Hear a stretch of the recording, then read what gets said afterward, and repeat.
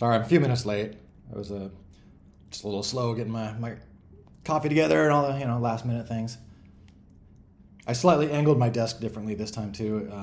Usually I have it facing like the building next door because it's really bright outside and it like glares on the screen and stuff. But it's a super like foggy, overcast, rainy, wintry day, so I'm kind of facing downtown a little bit. As you can see, there's some wintry looking buildings behind me. Actually, not too wintry. It doesn't actually get very wintry here in San Francisco. It doesn't like snow or anything like that. It never gets really that cold, but it feels kind of wintry because it's at least rainy. All right, wow, good showing here at the moment. Doesn't snow in Krakow? I thought you guys got some snow. I know my wife, who's from Krakow, she was saying like, they get less snow now than they used to, but snowy November. Okay, well, that's something.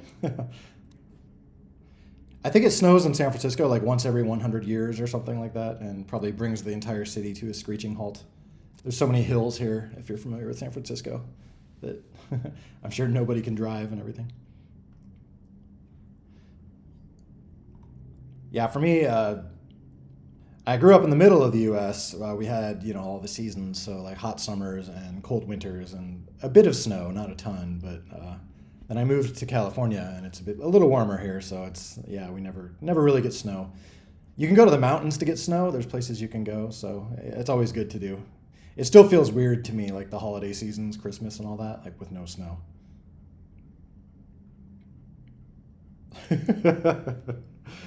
We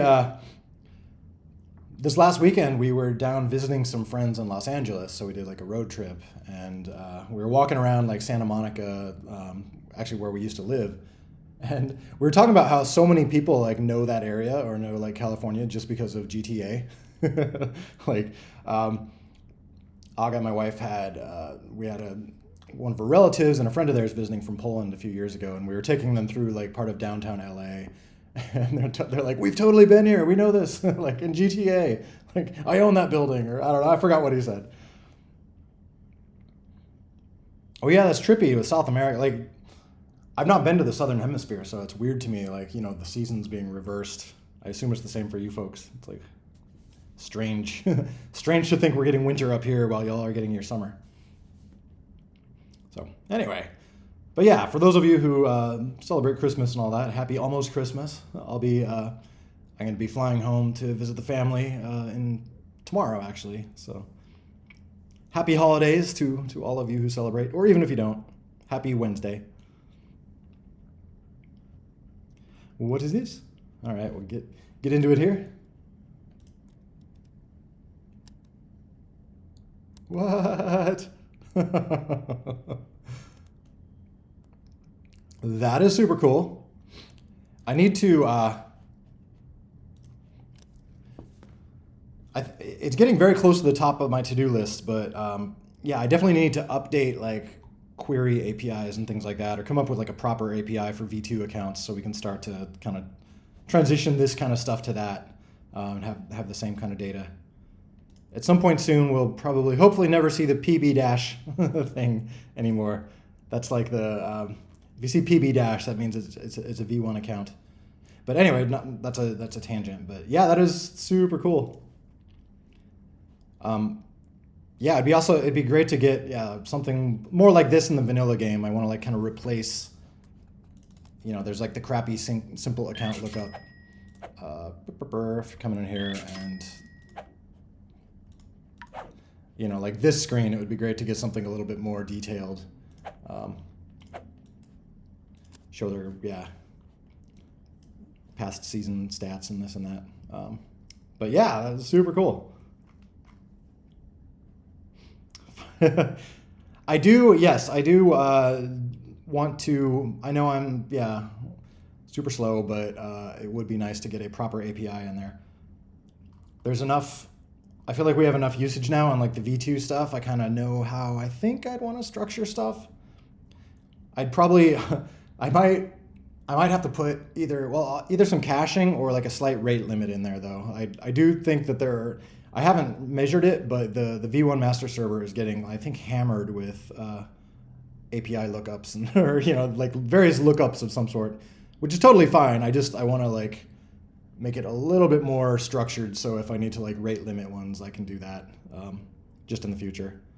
Because yeah, that it's funny. Even as I've transitioned more of the game onto the V2 master server, the V1 master server is still like way more expensive, just because it's less efficient for one, and then just it's doing probably a lot of redundant work and things like that. So that's another reason I'm really looking forward to getting everything moved over. Burp.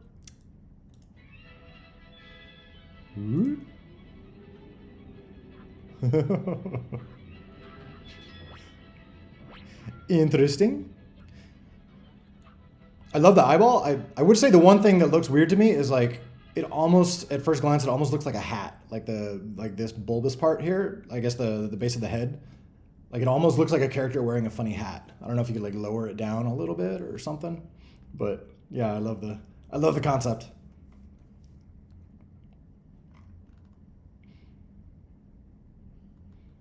I don't know if the guy on the call is going to play Bomb Squad. Yeah, so that's the plan for today. Actually, in a bit, we are going to bust out some, as we discussed last week. Let's see, I got it. Where did I put it? Oh, yeah, JRMP port. So I got this downloaded, the latest and greatest version. So do you guys have a public link for people who want to like grab this?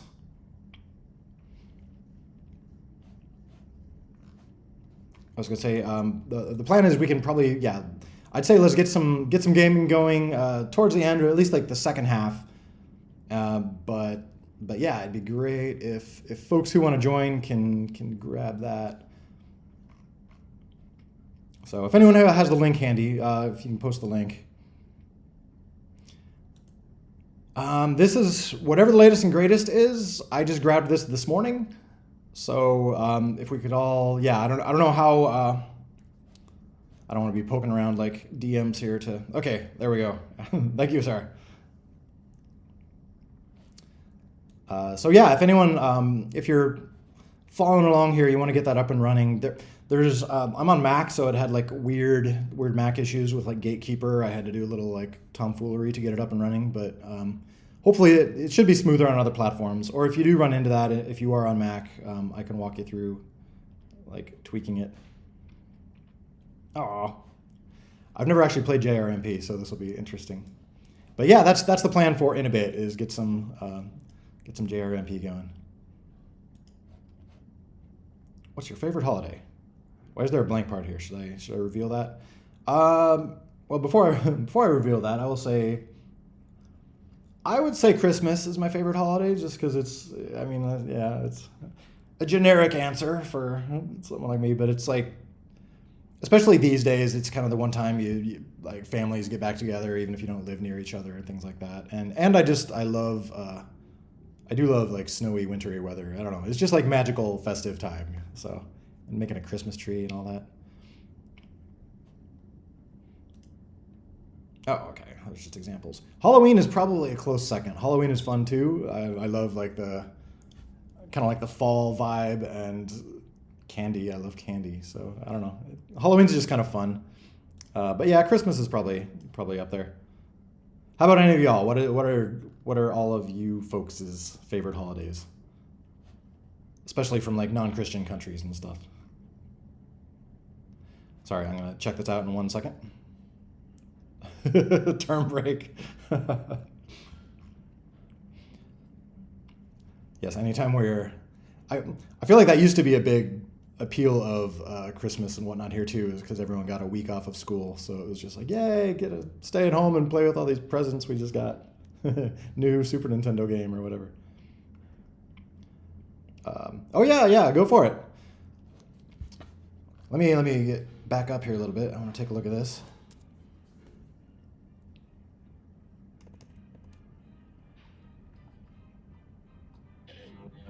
Super cool. This looks... There was, I think like an early version of the vanilla map. This looks... It had something like this. Was this inspired by that? Like the little divider in the middle?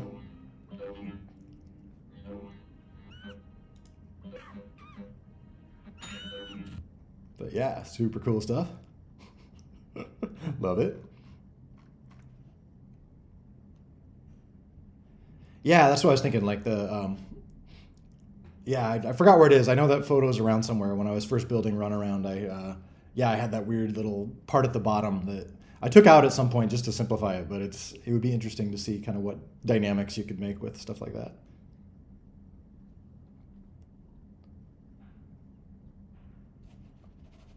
Cursor-sized jump scare? Are you talking about like that thing? Or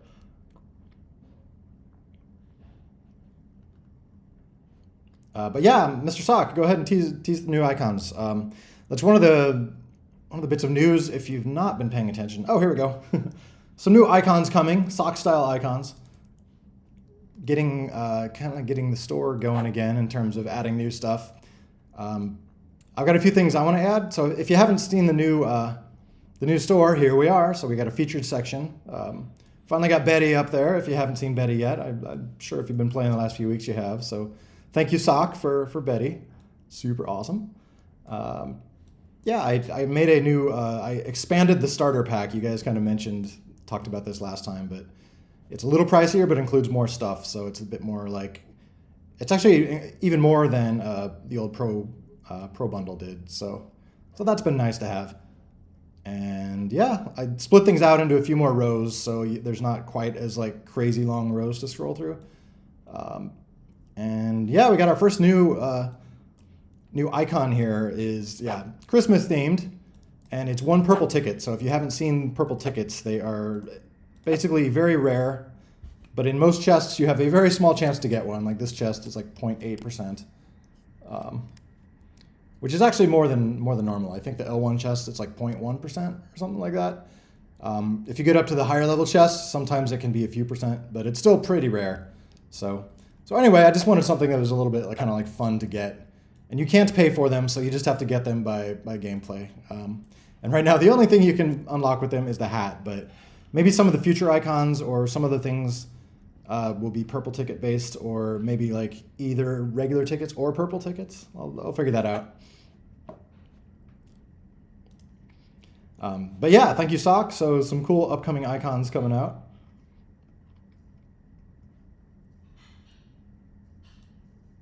So I'll probably get those. Also, I know there's been like a bajillion.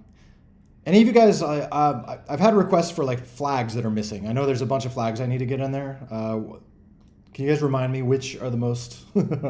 Which flags are the top of my list that I should get in next?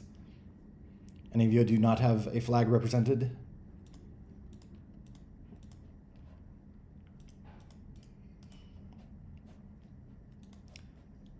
Oh, you got 2 purple tickets? Oh my gosh. Yeah, I did. I think the L6 chest, you can get 2 purple tickets, so that should be... I mean, L6 chests are pretty rare, but yeah. So wow. I'm curious how many purple tickets people will build up, because I'm sure over time people will get lucky enough that they'll start to build a little collection. I had the option when I was adding them to the database. I could have made an index for it, which could have let me like iterate through and like see who has the most or whatever, but I didn't do that, so I don't actually know who has the most. So I'm kind of curious.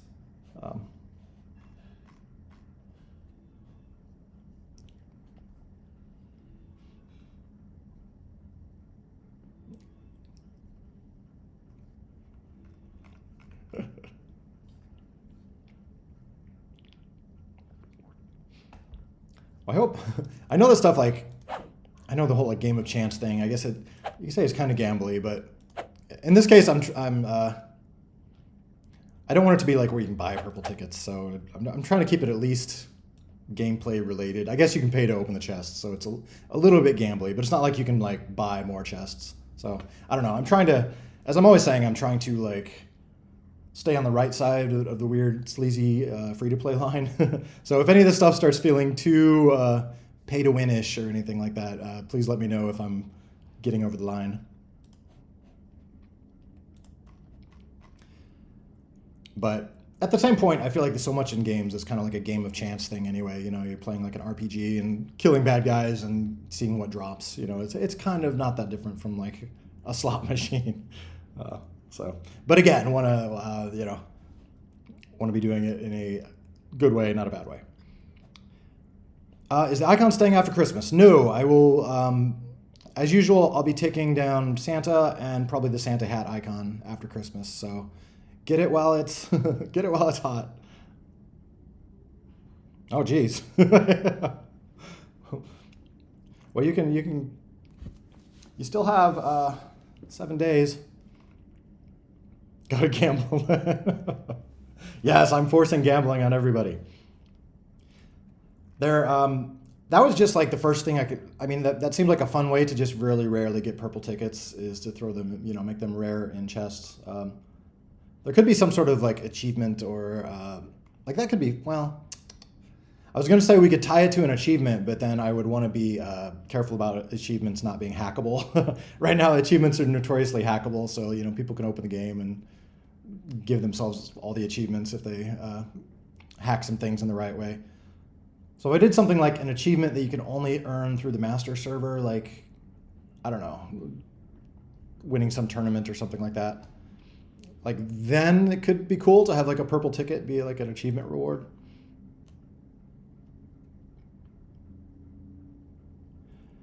We do, I do, it would be fun to get some more, like well-known mod characters in the official store. So I do want to get that ball rolling more. I mean, right now we got Betty and Santa's in there right now, but once Santa disappears, we need to have something else in there. So we need to keep the fun going.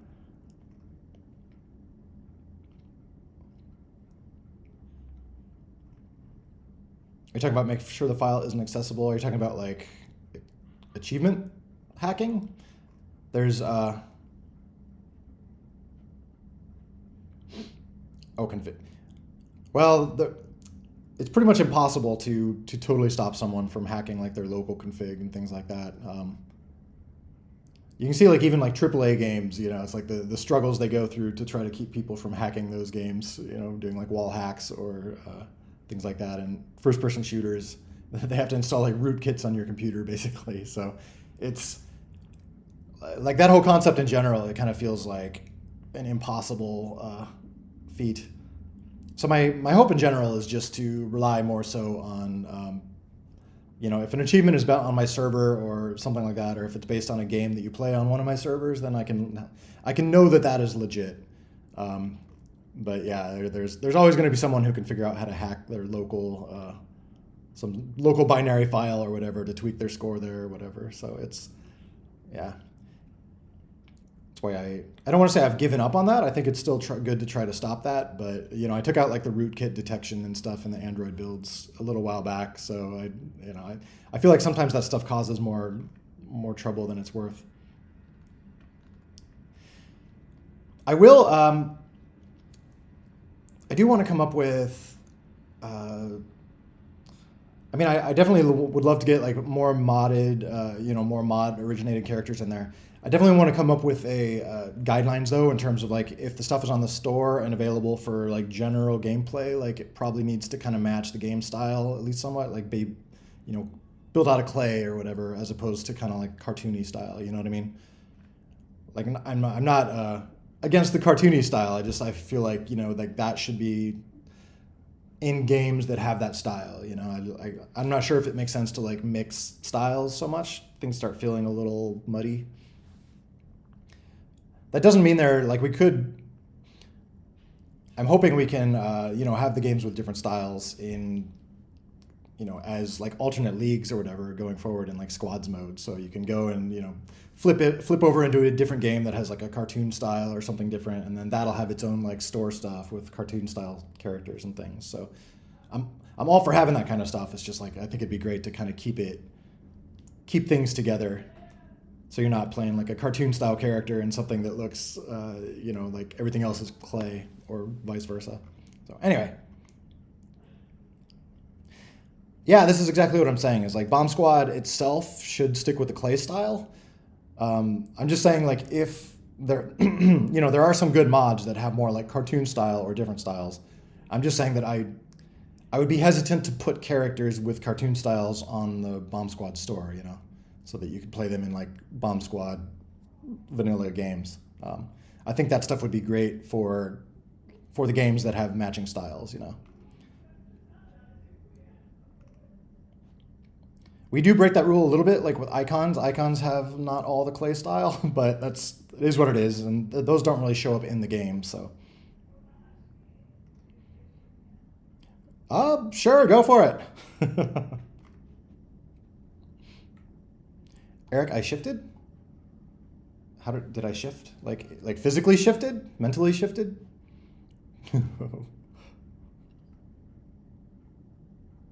Oh.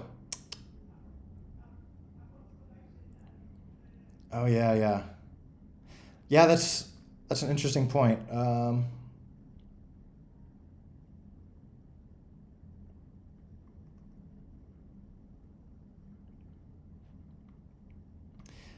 Yeah, that's on that topic. I was thinking about actually doing a tweak to character style, at least in upcoming versions, so that we could do like a like a fallback style, if that makes sense. So right now, a character style has to be like, well, one sec.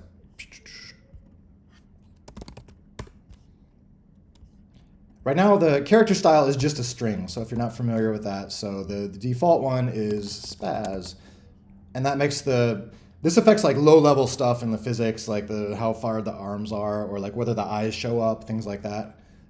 So the default one is spaz. There's other ones I forgot exactly what they're called, but like fairy or whatever, that'll make like wings show up, or it might be sprite, or I forgot what that one is. But anyway, for the upcoming version, I'm thinking of doing something like where you can do like spaz, comma, fairy.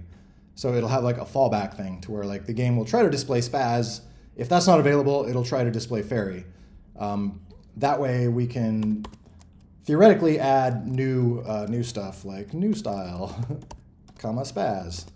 So, if you're running a client build of the game that supports this new style that maybe has like dangling antennas or something like that, it'll do that. If not, it'll it'll fall back to spaz or whatever style you give it here. So that's not currently in the game, but I'd like to get that in one of these next builds so that moving forward, that's an option.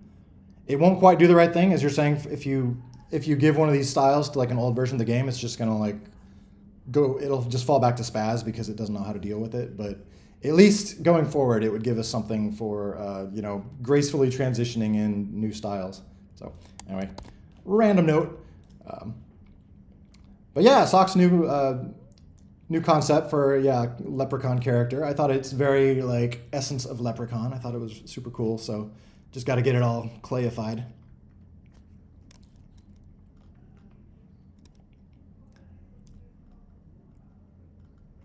So we'll see when that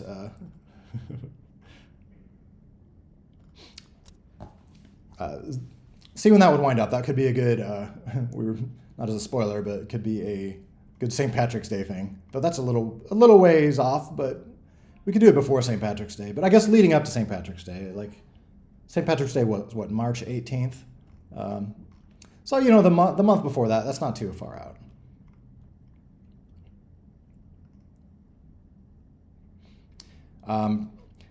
But yes, this is also like all these things they're definitely like placeholder sort of things. I know the right thing to do is just get asset packs working, but it's also this is more just like stuff to carry us through for the people who, one, are running old versions of the game, and just two, for the bit of time until we're transitioned to asset packs.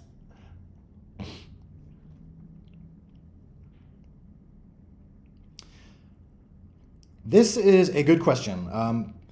My thought in general with this stuff is, for now at least, in the interest of the game making enough money to pay for servers, I'm planning on having new stuff be token based, and then switching it to more ticket based after some time. So I'm guessing at some point Betty she'll probably be like I would assume like a mid tier to upper tier ticket cost. Or maybe she could be a purple ticket thing. Like she could either be like a decent amount of tickets or a few purple tickets, something like that. So I don't know. What do you guys think would work well? But in general, my thought is starting with like token based stuff, just so that people actually kind of pay for the the game through that, and then just going more into ticket based stuff. Also, the game is still like like most of the actual money the game is making right now is from direct token purchases, like the starter pack or the token based characters. I I still haven't gotten the tuning right, but at some point, once the chess thing is hopefully tuned better, then I could have more stuff be ticket based, and then be making the game could make its money off of people opening chests quickly and stuff. It's just right now that part is not tuned very well, and there's not enough chests, so that's part of the reason that a lot of characters are just token based purchases right now. I'd prefer not to have them all be token based purchases. I'd prefer more things be ticket based.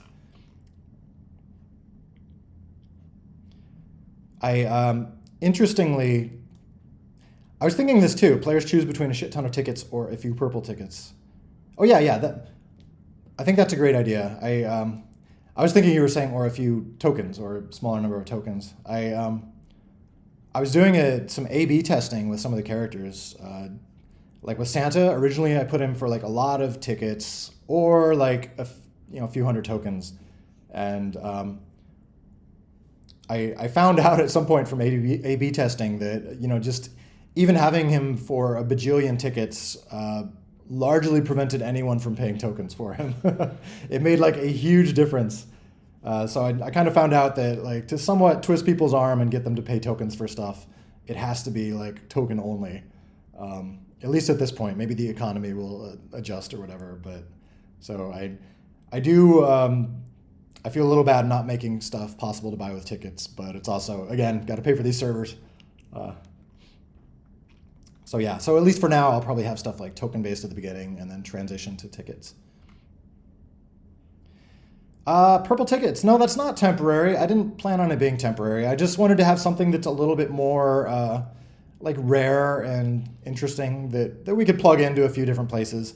I'm sure we'll evolve what it's about, but I'd also in adjusting the economy, I will probably be giving less tokens randomly in treasure chests. So I just wanted something else that people could try to get in chests that's not tokens.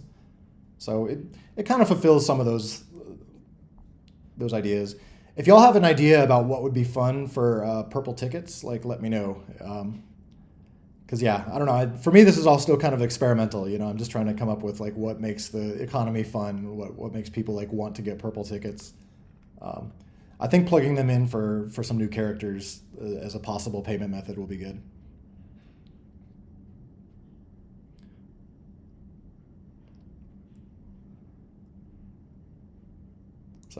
So yeah, we've had a lot of Betty downloads. I guess, have you all been seeing her show up in public servers and things?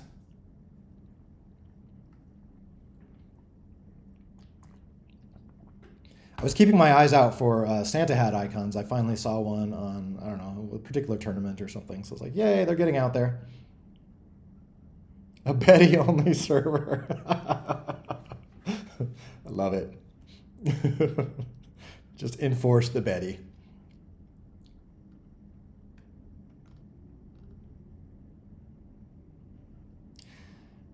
Yeah, I know purple tickets don't have a meter. I thought about that, but I mean, right now to see purple tickets, you just have to go in your inventory and they'll show up there under your items.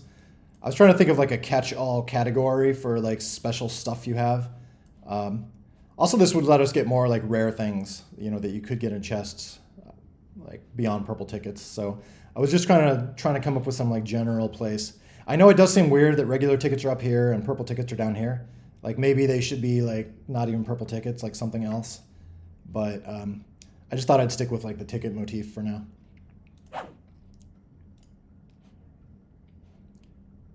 So, but I don't know, it could be interesting to even come up with an even rarer ticket or something like that.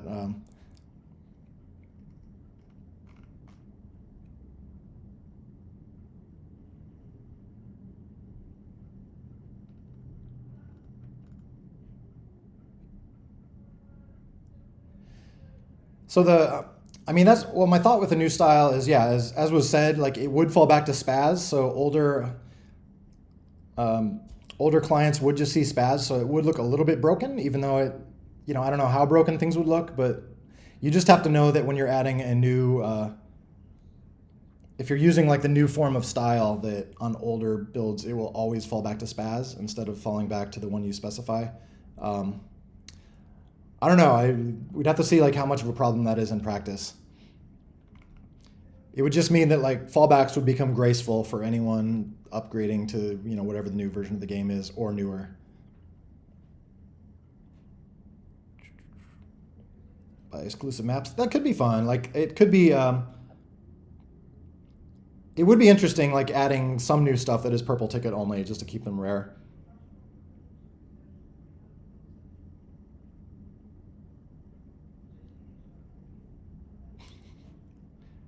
Older servers using a new client. Oh, yeah, that's a good point. I guess the question is like, is that a worthwhile trade-off? Like, are there enough servers that are not going to be updated to? Well, yeah, I don't have to give that some thought, I guess, because yeah, if you buy a new character and hop in an old server and then your guy looks broken to you, I guess that's not necessarily ideal. Not sure if that would like cause problems with the average person running into that.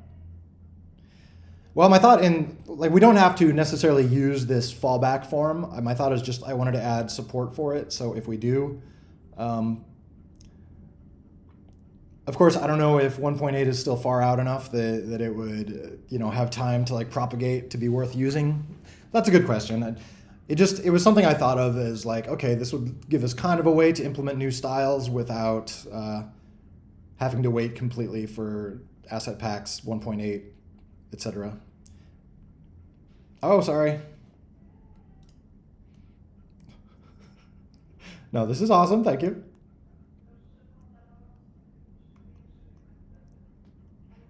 That's all. Let's see. I guess that's not from today, right? Because I see I'm facing the facing the other direction. Oh, and I'm not wearing my hoodie. Oh, I am in one. Uh-oh. So yes, good stuff. Good stuff. Yeah, my hope a little bit with thinking new content can force servers to finally update. In general, I kind of have the same hope, is that just in general that people who are sticking to older versions will start to see cool stuff they're missing out on and want to update. There's also more things I want to like migrate to the V2 servers, just because the sooner I can kind of sideline the V1 servers, the better. I have no idea. I have no intention of shutting them down, but I would like to it would be great if they're only there to kind of support older games.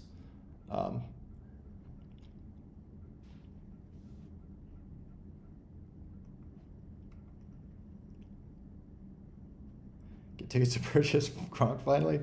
What? I did? It's funny, if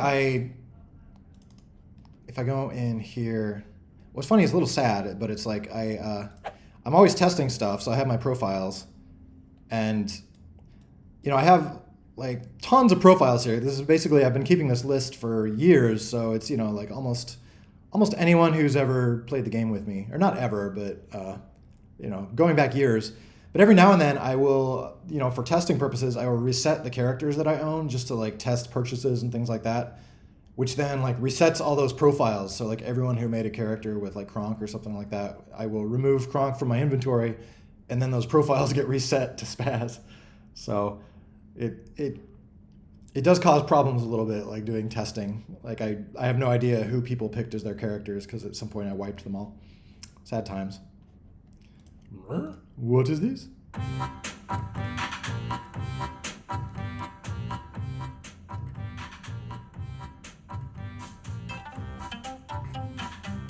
Well, this should be fun.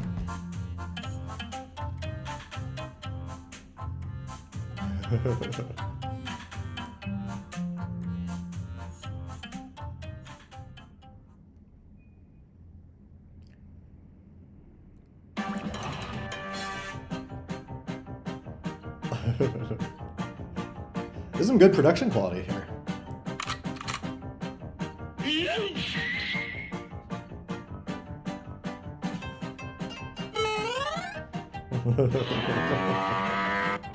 Love it.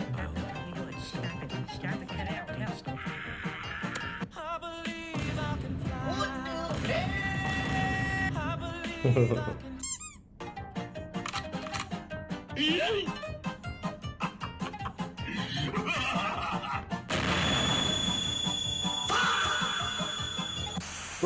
Oh gosh.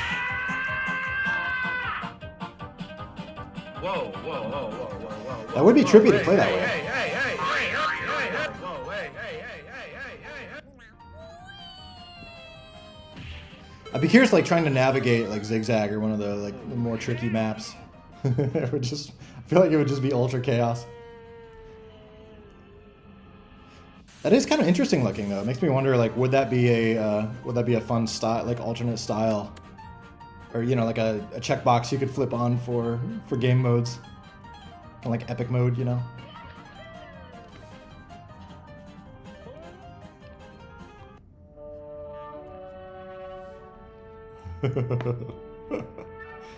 That also reminds me, I know I mentioned it before, but I really want to do like space basketball sometime, like is this maybe like a 2D.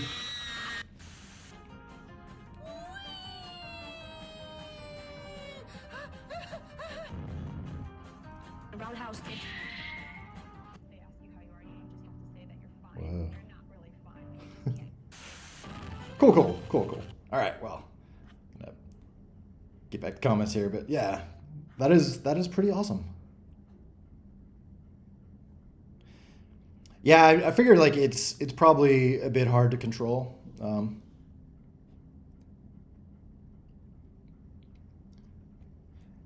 It's like completely like uncontrollable.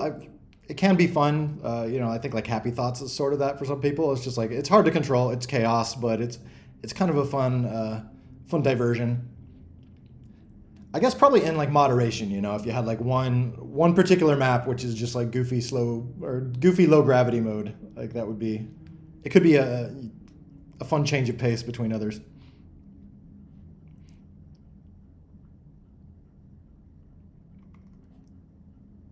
Which is, I don't know, that to me, that I feel like that's how like epic mode works best, is like if you have a little bit of epic mode between other stuff. I know there's some people that just like all epic mode all the time.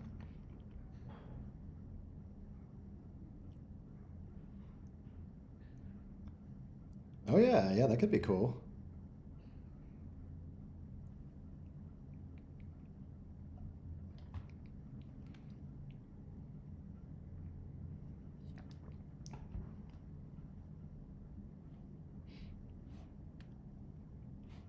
So, yeah, I'll have to give that some thought.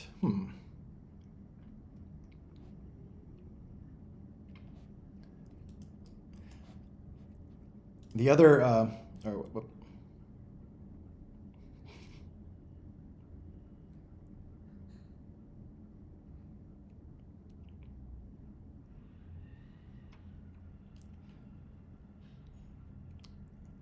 yeah, that would be, yeah. So, moon map.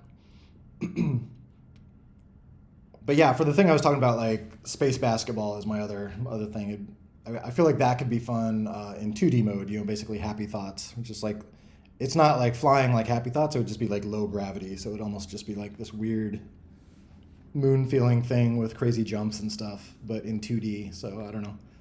I feel like that'd be fun. Other thing I should mention that maybe some of you have seen.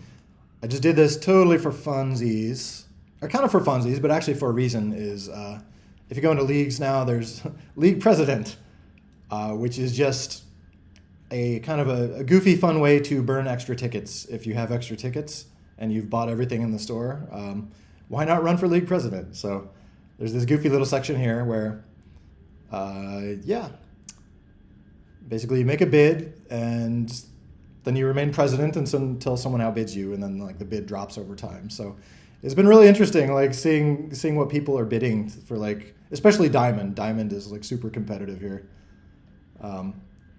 Yeah, some of these bids have been getting up to like crazy numbers. I'm like, oh my gosh. But the idea is like, you know, there's a lot of people that through weird broken game mechanics or exploits or whatever else have built up a lot of tickets. So at least this gives people some way to like use those in kind of a fun way, instead of just like running into like the million barrier. So anyway, that's that. Keep an eye on it. keep an eye on it. I'll probably have some sort of achievement, like if you're the top president for a season or something like that in Diamond League or in any league maybe.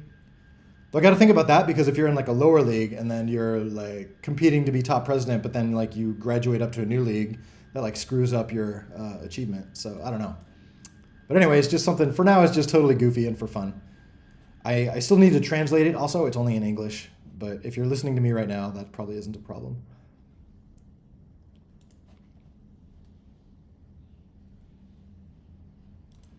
What does the replay look like when the gravity is changed? If you were replaying the replay with the same changed gravity, it would look correct. But if anyone else was watching that replay, it would look totally whacked. Because basically, what a replay is, it's really just rerunning the same game with the same inputs. And so if like the simulation is doing the same thing, then it should come out looking the same as it did before. And every so often, it will like snap things into place. It like saves snapshots, like once per second or whatever it is. So that's basically all a replay is. It's just like you're watching the same game happen. It's just, it's just using like a saved stream of button presses instead of live button presses. So anyway, if that makes sense, which is a bit of a bummer. I mean, replays are nice, but it also like there is a downside with replays in that like you have to keep the gameplay working exactly the same as it has been. Otherwise, replays break. Because you need to be able to play this old gameplay through again and come out with the same results. Otherwise, replays will just look totally glitched out. So in a way, it's kind of a downside having replays, because it makes it very hard to change gameplay or like change like physics or like low level stuff. So yeah, this is exactly what I would expect. Like everything looks like it's jumping. Like the characters would be falling at different rates, but then they'd be snapping back to where they were in the original replay. So it'd just be like, mer, mer, mer. Really? I heard this from someone my wife knows in Poland said I look like Dr. House. So they call me Dr. House now. That's super weird. Huh.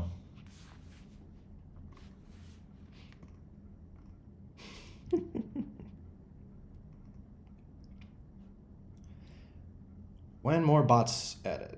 Like, you mean like characters or bots? Like like AI styles? 'Cause I don't currently have any plans to do that.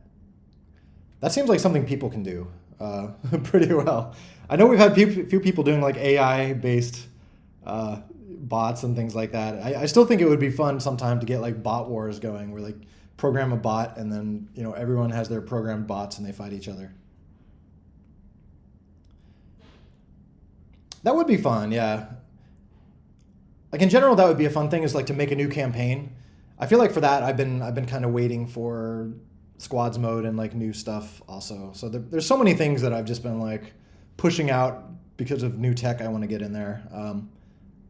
And we're starting to get to the point where that new tech is mostly done in some cases. So yes, hopefully new content will be coming shortly, especially once I'm finally done with stupid 1.8.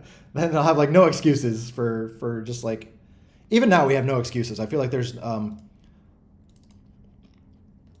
whole like fallback character system. Like Betty, the character for Betty, she's using asset files that were already in the game. If you're familiar with that, there's like all these like fallback assets that right now they just look like spaz, but we can fill those out to add some new characters. So that's what Betty did. She used one of those existing like placeholder spazes, and there's a lot more of those. So there's plenty of places that we can add new characters that will be backwards compatible. That will just show up as the old characters if you're running an old version of the game. So there's no excuse right now for like not adding more characters. So I'm hoping to keep that train going. Like I said, once Santa goes away after Christmas, I'd love to have something there shortly to replace Santa. So stay tuned. Also, I'd love to make a new character. I haven't made I love Sock and anyone, other folks who are willing to contribute. Like that is super awesome too. But it's like it's giving me that itch. Like, oh man, I haven't actually like built a proper new character in forever. But I'm very happy the new store is up. Like talking about like tech allowing for new things. So like the new store is using Doc UI, which is basically, To be simple, it's almost like HTML, you know? It's like when you're in the game and you poke the store button, it's actually talking to my server and sending a little, it's basically sending this UI down to the client. So that means I can like add new characters and add stuff. There's still some gotchas right now because we don't have downloadable like textures, but in terms of like changing the layout of the store or changing prices or changing names or whatever, like that is super easy to do now, which is great. So see, there are like weird little tech things that unlock new features that we can do. Ice Wars. Frosty bots spawn using ice bombs in Lake Frigid. Oh, that's cool. Yeah, Frosty. So yeah, that is a fun idea, Frosty bots. It would fit too, yeah. Very winter themed. So that could appear next holiday season. I feel like it's a little bit late now for getting anything new in, just because I got to pack up and head home for the holidays tomorrow. So my dev time will be a little bit limited for the next week.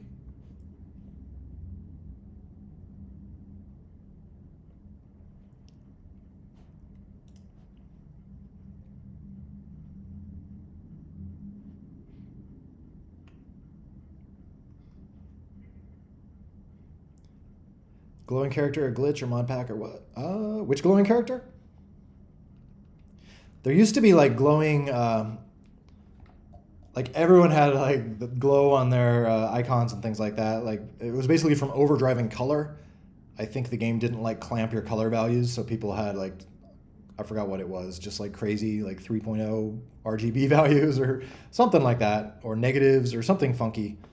At some point I added clamping just because it was kind of cool looking, but like everyone started doing it, and so it was just like everyone had a kind of cool looking but also kind of broken looking icon.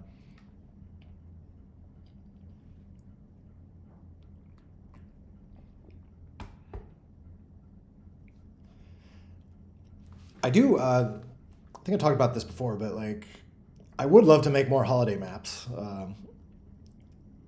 So hopefully by next year, there definitely should be 1.8 out, and so making new maps should be pretty easy. Right now, before 1.8, we can basically add new characters using those placeholders, but adding new maps will require a protocol update or whatnot. You know, like if you're hosting a server or running a new map and someone with 1.4 joins it, you know, they would just crash. So just need to be, I feel like that I need to wait for 1.8. I mean, or we can just bump the protocol and like break compatibility with older versions already, but I was trying to avoid doing that until 1.8 just because we have to do it then. I don't want to like keep breaking compatibility over and over again.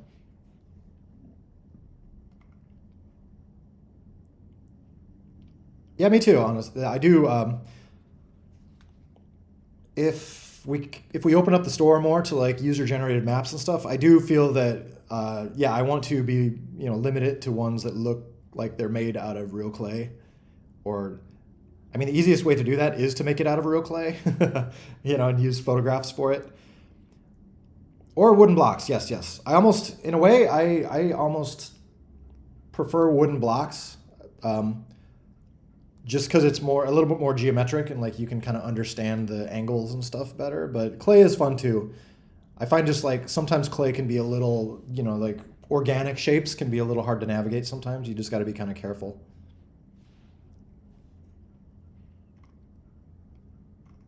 Nice.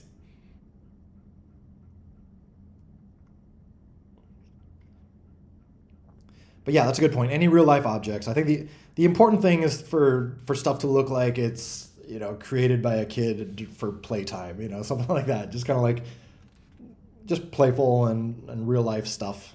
It's kind of imaginative. So if you get like a pencil in there as a post or something like that. There's a game I used to play, Micro Machines, for Super Nintendo. It reminds me of that a little bit. This is a fun racing game. So if you have an emulator and you ever want to check this out, like this was a fun game. 1988 toy. You could, it was up to 4 players. So if you had one of the little like four player adapters, you could play with 4 people. It was fun. That was like before that was common with game consoles. But anyway, yeah, like all the maps were just, you know, like pool tables or kitchen tabletops or things like that. So it was kind of fun, just like racing around. Yeah, like jumping over soap bars. Or this one's like a garden. So, so yeah, it just makes me think of that a little bit. It's just like it's fun to have maps that are kind of recognizable things.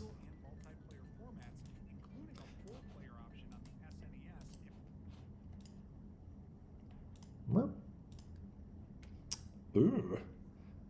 Is that like a cat or an elf or?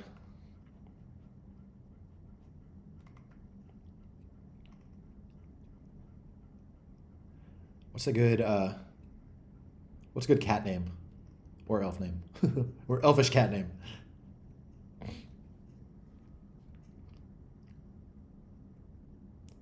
Oh, okay, cool, cool. Oh yeah, it does. Yeah, definitely the Christmas hat thing going on. Catnish, cat, cat.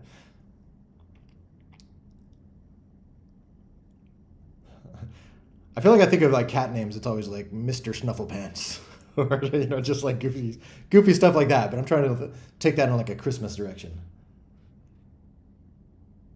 Mr. Jingle Puff or something. Yeah, Mr. Jingles, Mr. Or Mrs. It doesn't have to be Mister. You know, I don't know the gender of this cat. Adding more power up, definitely. um, Any of you who have modded have known, yeah, that it's kind of adding power ups is not easy right now. It's very much like hard coded. Oh, that's super cool. I love it. Yeah, this is great. I feel like this nails it with like the realism look. You know, you can tell there's like some tape and cardboard, and you got the real shadows and stuff. So yeah, I feel like this is like prime, perfect bomb squad. Excellent.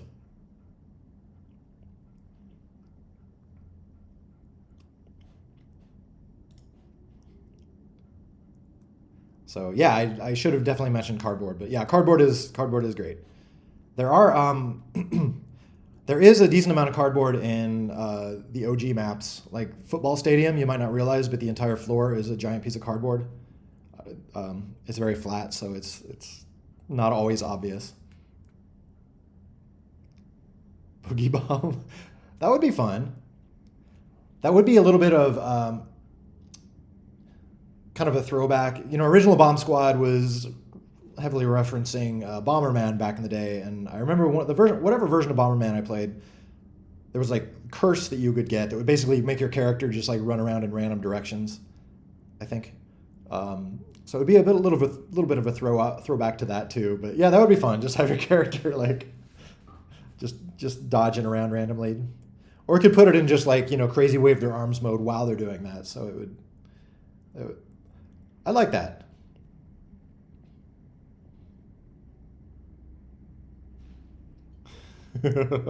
I'm sure this concept has been used in many games over the years, so I don't know if we could pinpoint like where it originated. One thing with power-ups, so that's a good topic of power-ups. It would be great to make it easier to make new power-ups. I know people have talked about, or some modders were working on a system for that, or that's something I would definitely like to do with Scene V2, or, you know, whenever I get to kind of taking a cleanup pass on the gameplay layer. Yeah, it would be really nice to make it easy to just like make a new power-up that you can drop in with the existing set of power-ups that does something totally different without having to, like, you know, perform surgery on the spaz class and like hack new things into the class and stuff like that, as you currently kind of have to do.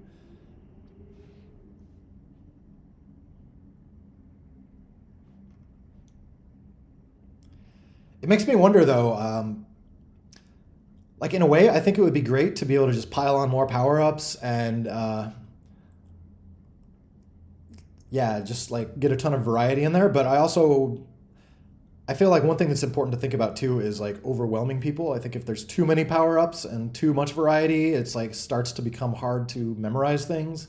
Or if you're a new player, there's just like too much chaos, like you don't even like know what's going on.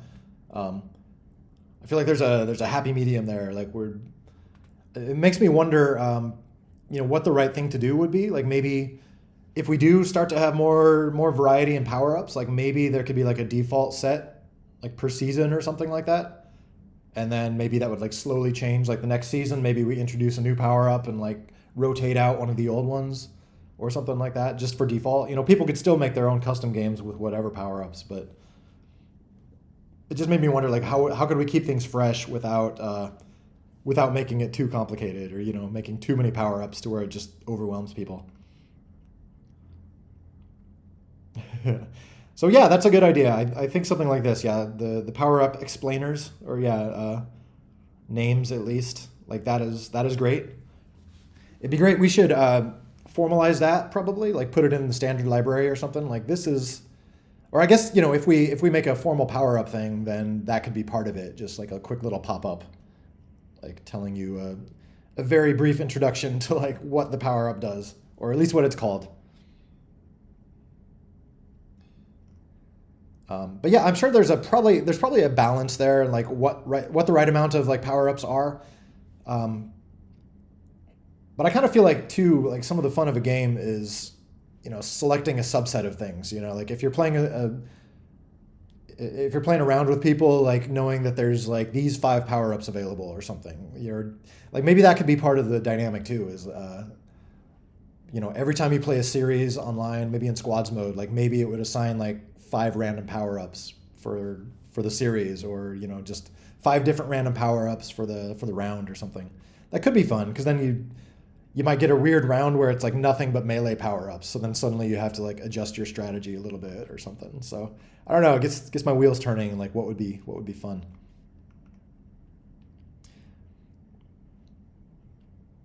Could actually, you're talking about like rotating power ups could complicate things, or what do you think could complicate things? So yeah, it could possibly. That's why I was saying, like, maybe the simple thing would be like a standard set of power ups for like a season or something. You know, just something so people could get used to what to expect, and then maybe that would just like slowly change per season, just to freshen things up or something. But yeah, it's finding like a balance between like too much variety and too much chaos, but also at the other end of the spectrum is like things get boring if nothing ever changes. You know, like I feel like so much of the game is like that right now. It's been the same power ups and the same maps and whatever. Like vanilla hasn't changed in so long.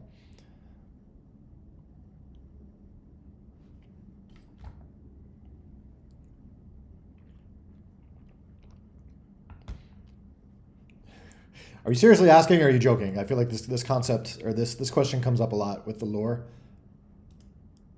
And just to quickly give my standard answer, I should add this to like a roadmap page or something, but my standard answer is that Bomb Squad itself does not have a lore, but I would love to get to a place where we have individual lores, like for individual campaigns or things like that, you know, where like one particular campaign or one particular league or something that you can enter in might have its own complete story, you know, where the characters have complete roles or whatever, and that might be totally different from, you know, another league that you might join, or another campaign you might do. So yeah, I'd love to support lores, but I don't want the game to have its own built-in lore. So I consider the characters to be actors. That's I mentioned like Nintendo does that. Like they consider like Mario and all those.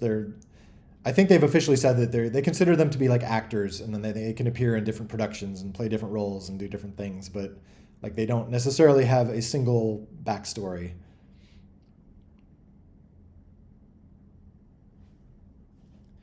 It did make me wonder. Yeah, it could be like, now that we have the store. So right now it's pretty minimal. It's like some things on the store are pretty minimal purely because I just haven't filled them out. Like if we come in here, you know, you see purchase Frosty, but like this page could show, you know, something else fun about Frosty. At some point, I do want to officially make a, you know, 3D viewer here, to where like this stuff shows up on the side, and on this side, like you might actually see the Frosty model like jumping around or doing something, just so it's a little bit more, you can see what you're gonna get. But yeah, this being basically a web page now, like we can add whatever we want here. So it could be fun to just have maybe just a goofy saying about Frosty. It doesn't have to be like lore, just like everyone loves snowman. But yeah, character info. It does show like for Betty, it says like, lovingly made by Sock. So I want to have like for any modder created things, I definitely want to have like your name there at some point, like a link maybe to your profile or something like that, or maybe some other just random fun info about the character. But yeah, like I said, that's an upside of having the new store system finally in there, is that we can just like come up with whatever and add it. So that's good. Oh yeah, we should get JRMP going. Time has flown. I forgot some of these classic things. Classic Mel just looks like a drug addict or something. Okay, we got about an hour left, so why don't we get some JRMP going? You will all have to forgive me. I've maybe played a little bit of JRMP, but like I'm going to be a total noob here.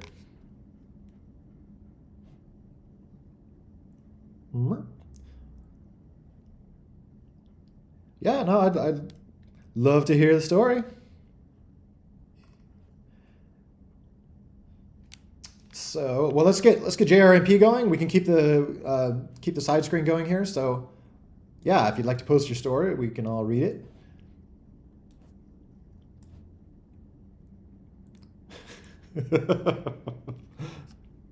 But yeah, how should we do this in terms of getting the game going? Does someone want to also like?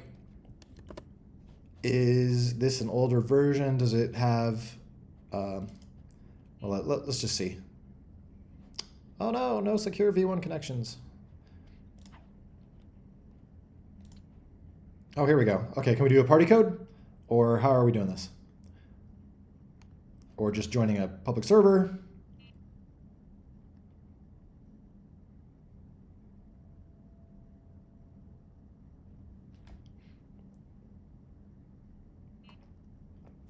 Oh my gosh. Okay, 1 second. I guess I will turn off secure V1 connections. Please don't hack my account.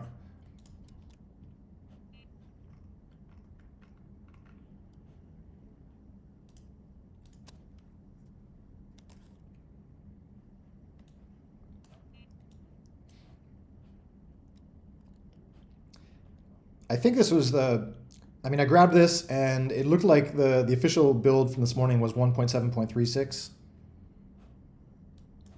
Wait, am I logged in as me? Eh.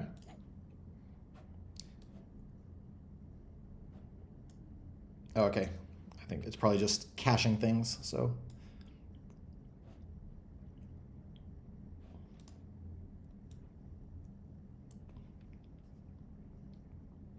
Oh, okay. Cool, cool.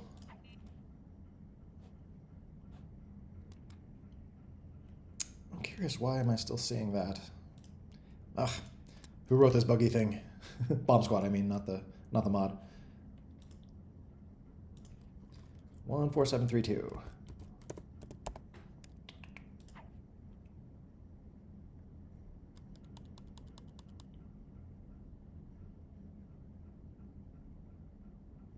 Ruh-roh.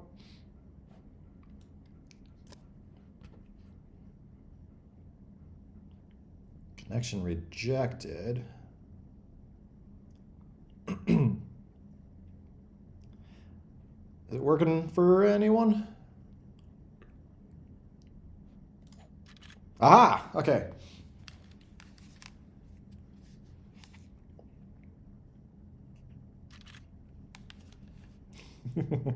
Yay, it's working. Let's see, I'm seeing 120 millisecond ping or so, so I'm assuming this is over in Europe somewhere. Which that's a reasonable ping. I can deal with that. Not ideal, but it's in the southern. Oh, okay, interesting. It's funny. Like I feel like Europe sometimes is similar ping. So I guess southern U.S. and Europe, close enough. Hush puppies. I saw hush puppies mentioned. I love hush puppies. I love to terrorize my wife with the concept of hush puppies. She's like, "What? You eat just like fried bread balls?" I'm like, "Yes, they're amazing."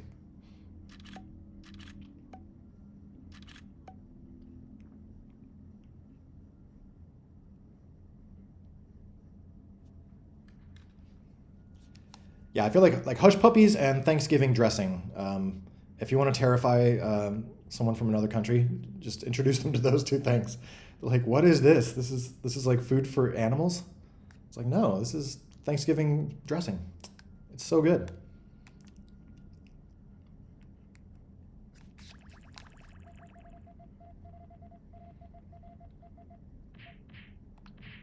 All right, since I've... Ooh, look at all these cool other characters. Oh, that reminds me. I need to... I think... I need to update a few things on the store where it's disallowing like some custom characters. So, yeah. I think like people that have like special icons, like the sock icon or, you know, the whatever, like ping me if that's still not working. I think it's probably not.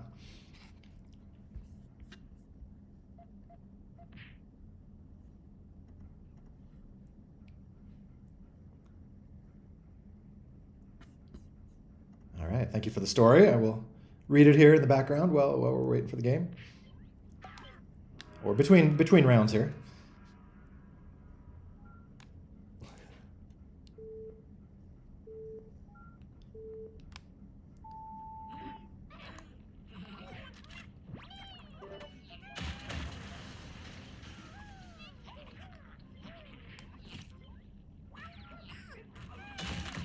Oof.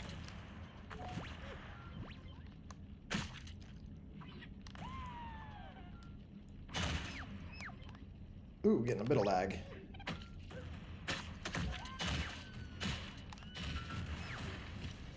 I forgot, yeah, these sound effects are very juicy.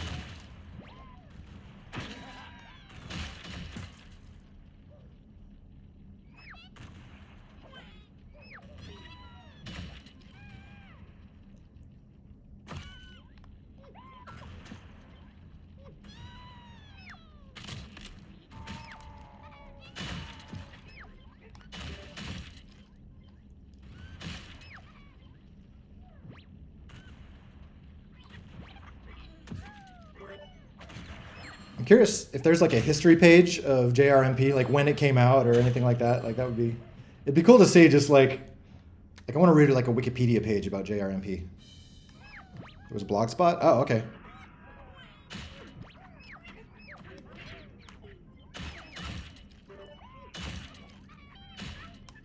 Oh, I do love that like cartoony outline-ish character style. It looks so. I mean, it looks so different from like the game's default style, but it's like, it's such a fun look.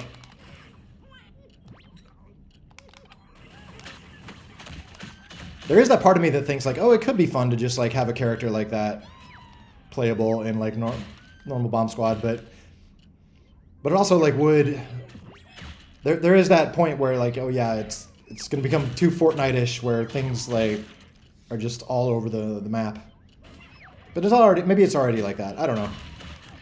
We should do a poll. Like, would you like to see different styles like alongside Clay? It might look too wonky. But it is just cool looking from a technical standpoint. I love like the outline effect. I'm getting slight lag spikes, yeah. But they're like intermittent though.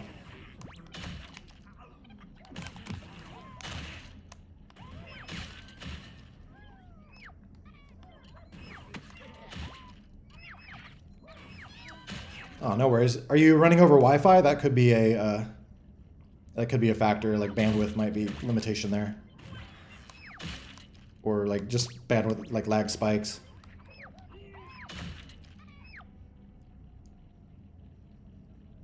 Ugh, but yeah.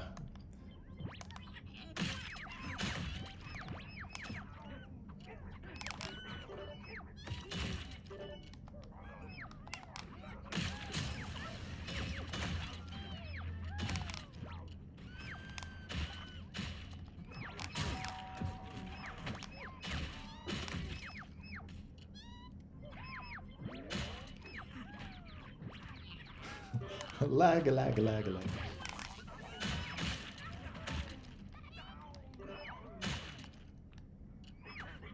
What are the 3 eyeballs?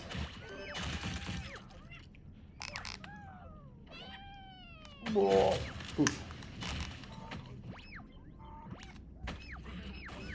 Okay, I'll come back to read this soon.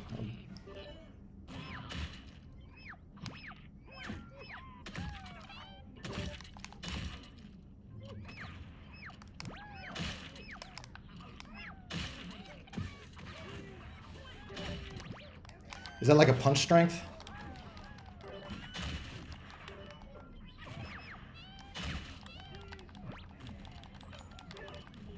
Too many punches. Oh, okay, cool. I'm getting it.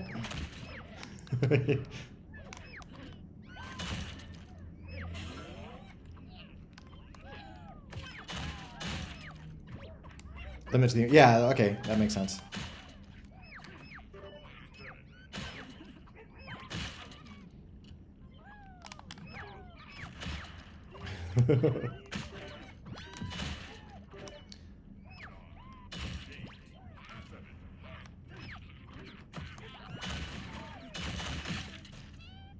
Wait, is there run stamina?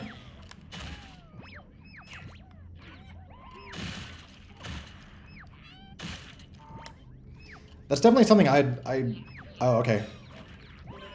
That's definitely something I'd love to play with, is some sort of like, yeah, run stamina, run meter, something like that, just to make running a little bit more of like a strategy versus an all the time thing.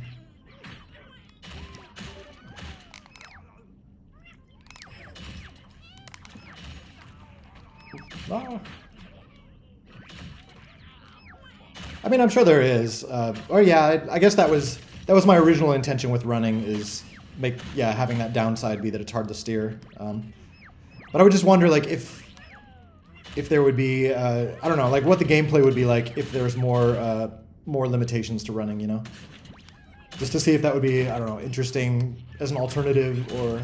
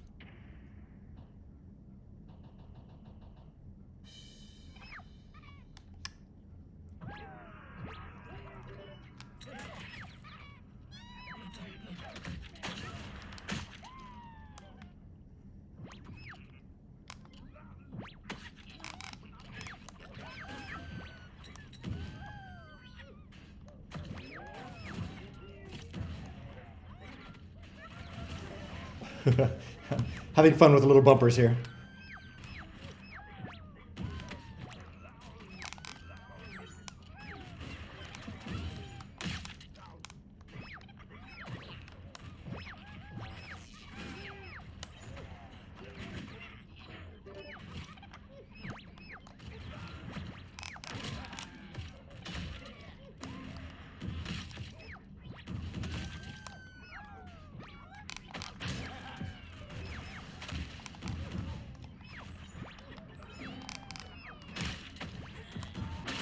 No!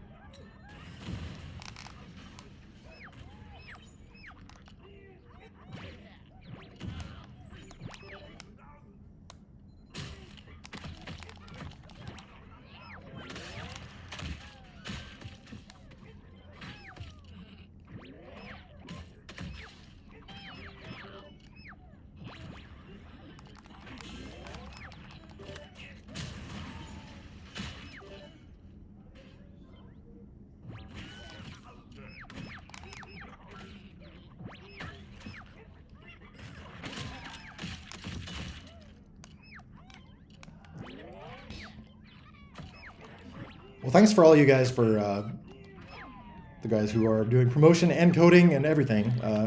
Super awesome you're putting this together.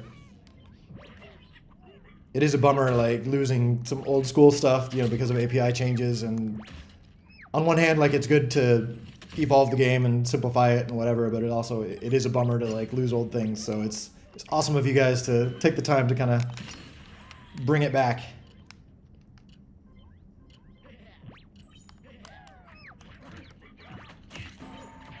Whoa.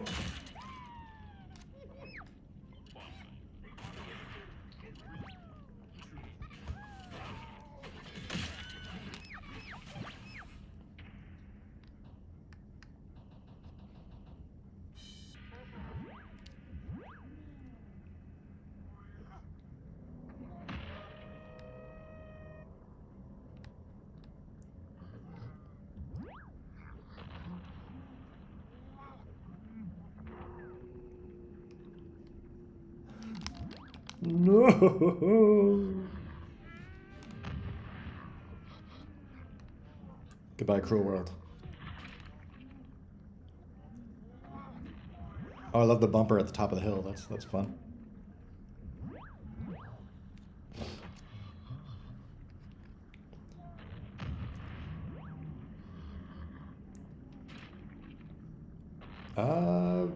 So response to the chat. So new pink tickets, or technically purple tickets. They're a little pink looking right now. I can retint them maybe. They're very rare. You get them in chests, and right now the one thing you can get with them is a Santa hat. There will probably be more things coming. The idea is just it's a very rare ticket that you get sometimes through gameplay.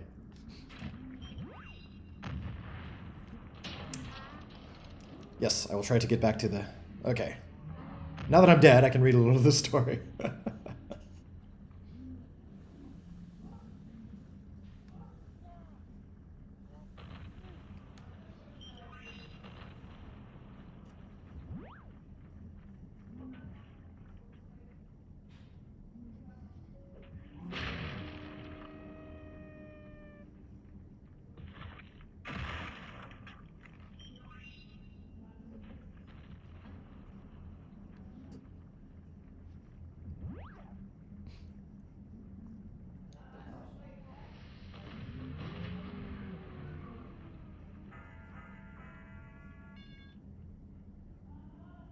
Oh, very nice. That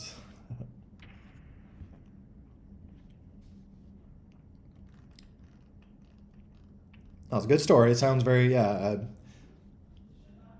I've never played like a lot of story-based games, so it makes me wonder like the best way to, like how would one incorporate a game into, or incorporate a good story into gameplay. It's definitely very like feelings heavy or like, you know, like emotions heavy. So like, yeah, I'm wondering how you could split it up and... Yeah, I feel like I don't have any good recommendations on it, but yeah, it's a good story.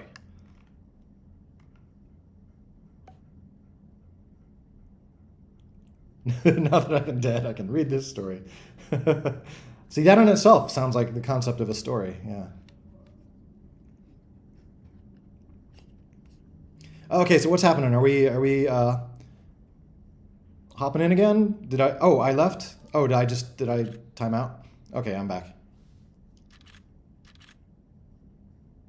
Oh, sure, yeah. I can try to get caught up on DMs here after.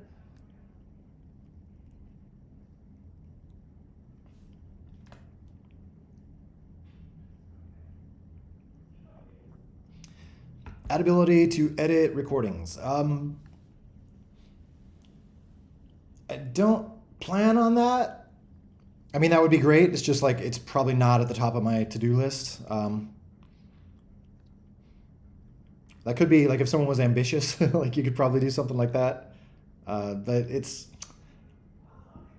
recordings it is kind of ugly code, you know, it's very like low level. I'm hoping to, with Scene V2, I'll try to make like the recording API at least have like a better API to where, you know, someone could make a like editing app out on top of it. Oof. Oh, is the server restarting here, or? No.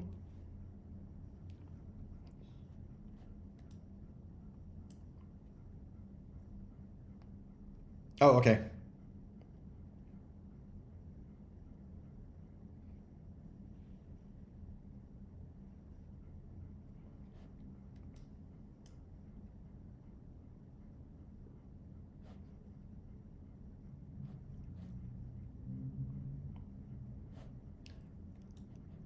I think so. Again, I'm not very articulate with stories.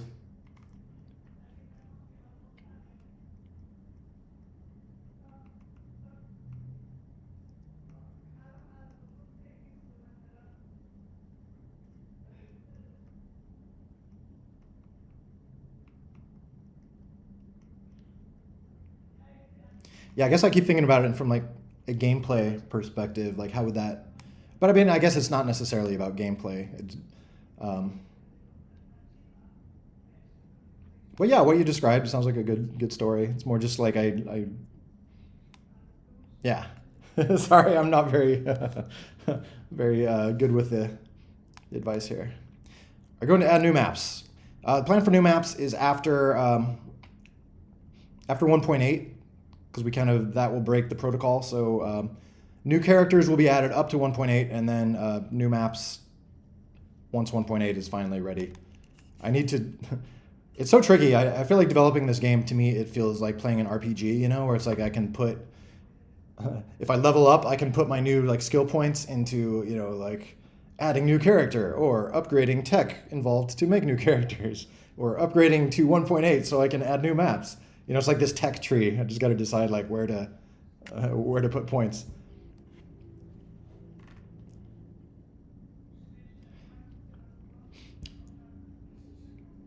For me, creating maps, it was not that tricky. I mean, it was just like a few days of work, I would say, maybe, for a map. You got to like build it in real life, take a bunch of photos, and then the hard part was converting it into 3D. I'm curious if you all have had the same experience.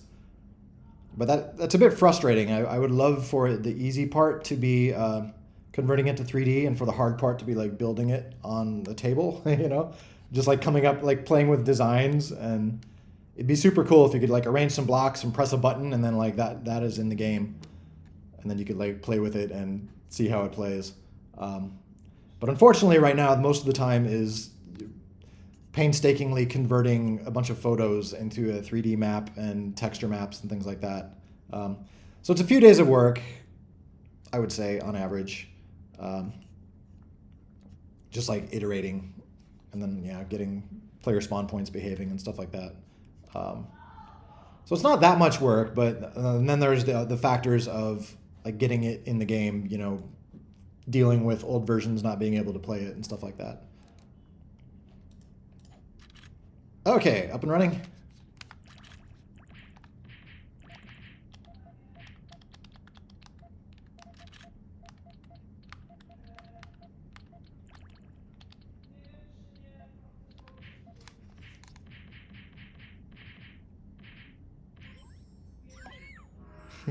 Complete 5 side quests in order to build. Yes.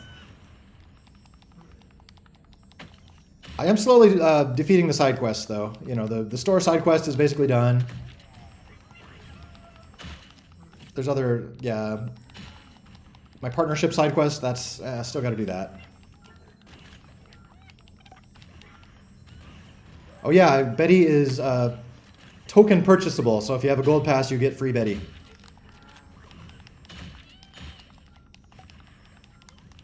So yeah, if you're a gold pass person, yeah, definitely grab Betty, because if she switches to ticket purchasable at some point, she will no longer be free.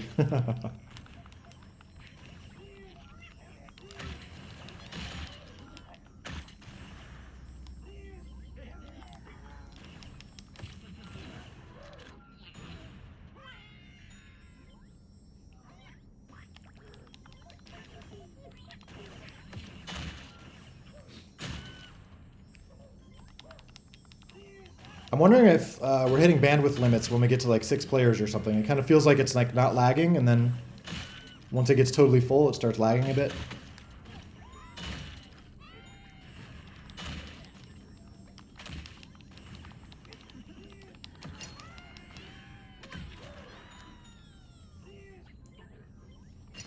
Yeah, again, that's the game is using. Game uses too much bandwidth. It's my bad. But yeah, the bandwidth use basically goes up linearly with the number of players in there. So so it could be hitting like a limit at 6 or something.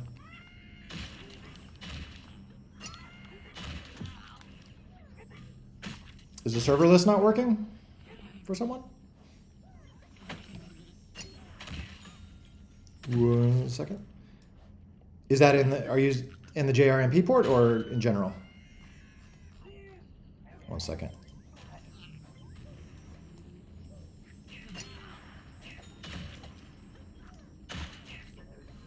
Okay, yeah, serverless should still behaving.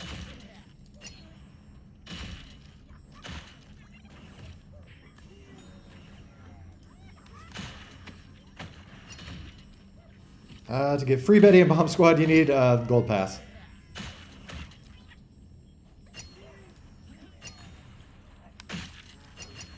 Yeah, the Gold Pass basically, gives you infinite tokens essentially, so it makes anything token purchasable free, including Betty.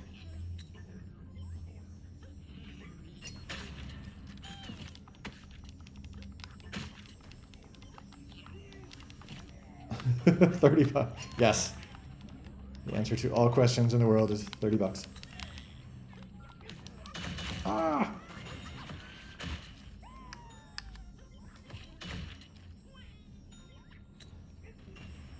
It's always sunny in Ballistica.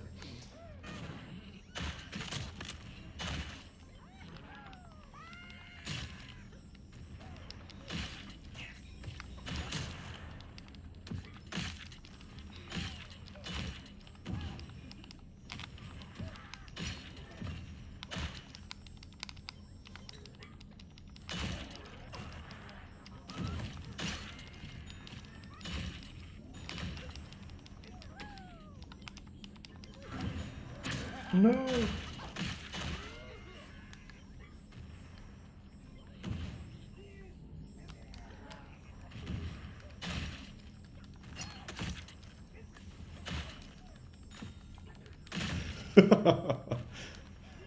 Poor bear just got face slammed against the wall. Whoa.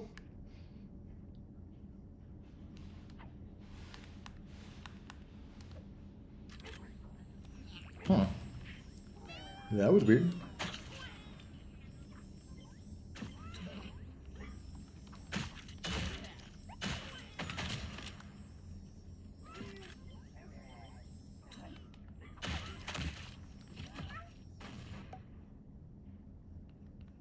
Yeah, I feel like we're definitely hitting some sort of bandwidth limits. It looks like none of my... I feel like my input is not getting through.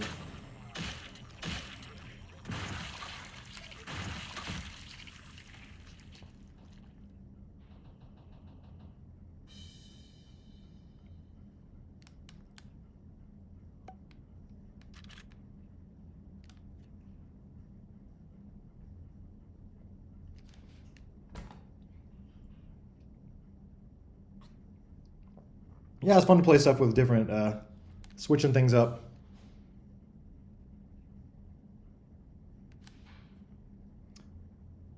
Stream bitrate is back. 1 second, let me make sure my net stuff is behaving itself. Okay.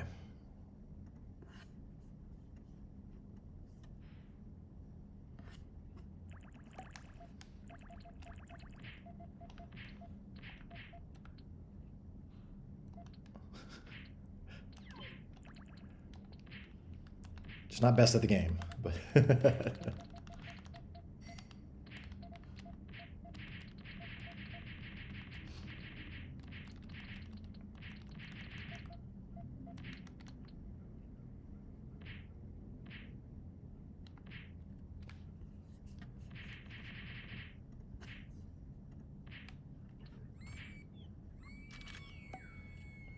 Whoa.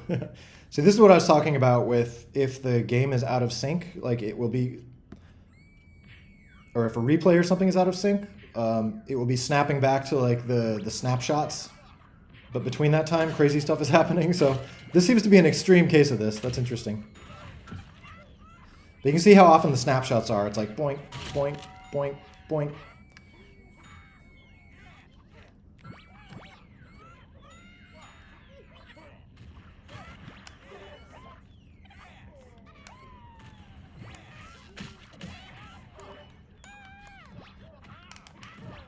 Oof.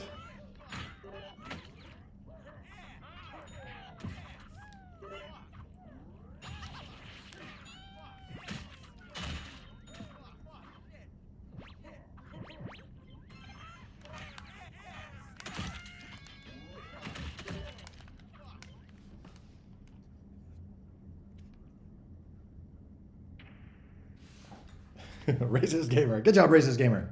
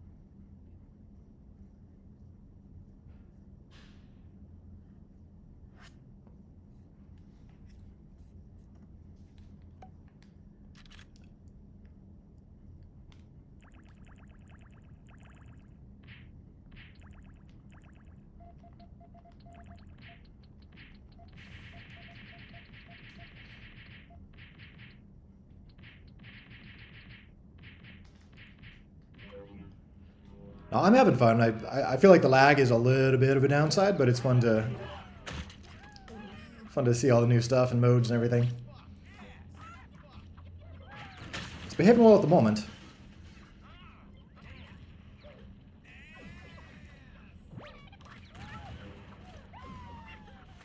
Oh no!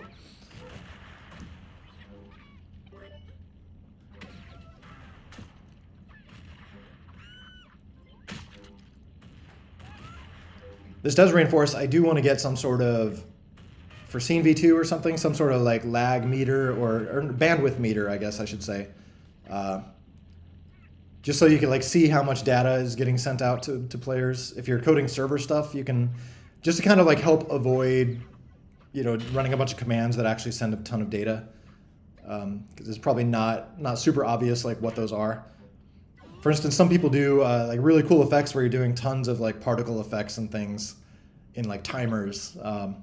But some of those might actually wind up sending a lot of data. So like I'd love to do something where it can make it kind of obvious when that's happening. In this case, I imagine the data is probably just because there's so many players. It's probably kind of overwhelming things. But, you know, in other cases, that's not. That's a cool map.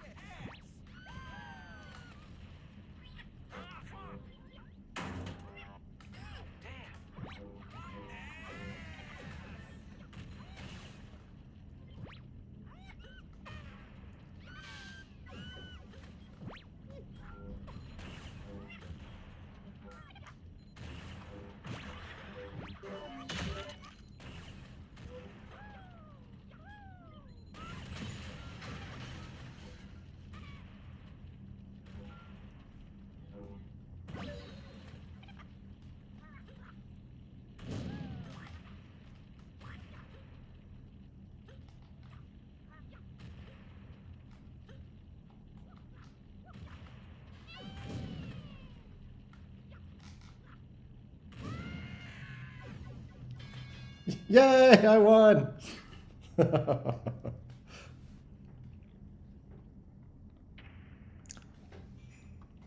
Oh my gosh, this is the highlight of my life.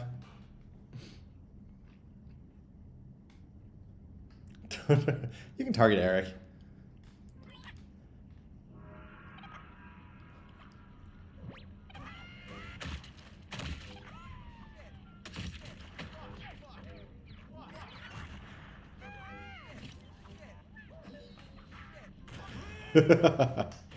Yes. Peaked on this day, 2025, December 17th.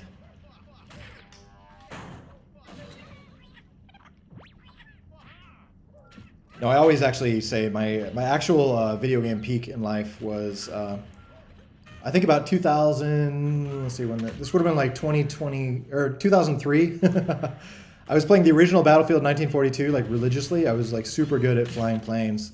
And this one level, I think it was the Philippines, this one map, like I single-handedly like kept the entire enemy team from like even getting on the beach. I like sunk all of their landing vessels. So I took a screenshot of this map where it was like 60 kills to 0 or something. It was like a 30 on 30 map, and I completely just destroyed the opposing team single-handedly. It was that was definitely the high point of my gaming career. It's all been downhill since until this moment. This is.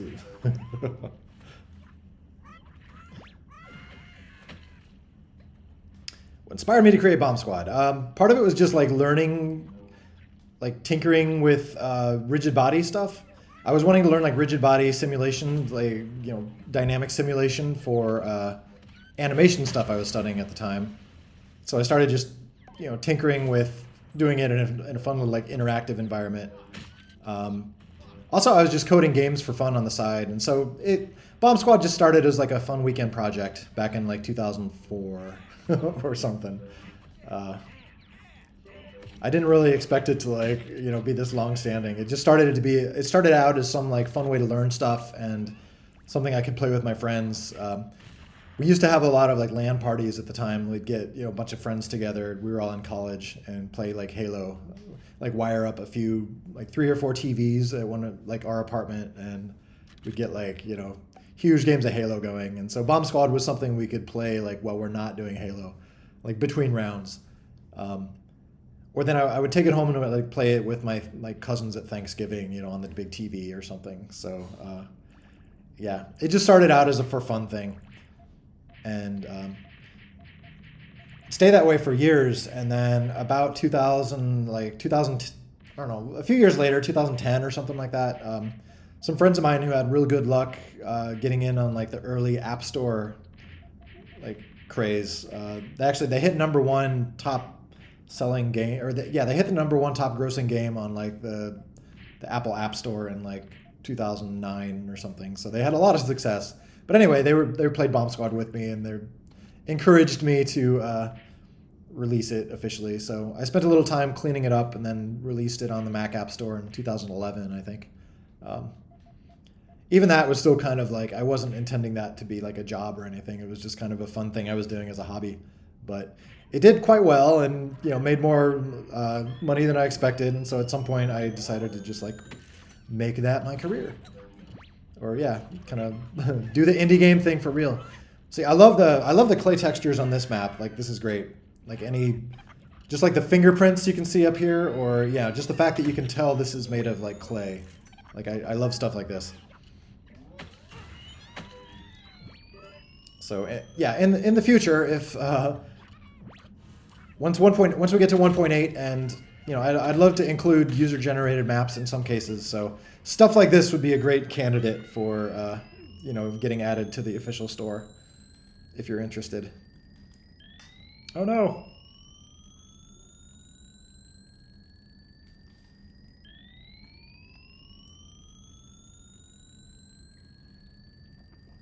Character Shrine of Zoe, that's awesome.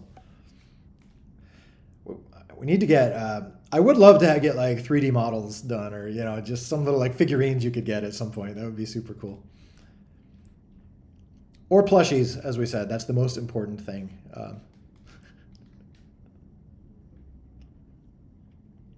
But yeah, fan art is good too. Not saying we need something official, because though currently with Bomb Squad, there's like a fuzzy line between like fan art and official stuff, especially if we start, adding stuff to the official store or whatever, like fan. I mean, we already kind of did, socks stuff.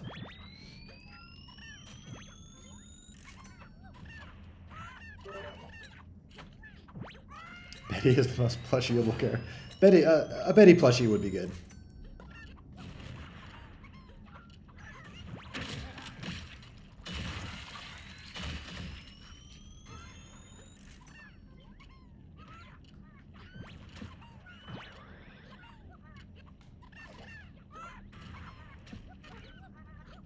Oh yeah, Pascal would be good too. I'm trying to think. I mean, obviously some like Bones would not be. There's certain shapes that just don't make for a good plushie. But yeah, Pascal, Bernard, he'd probably be pretty good.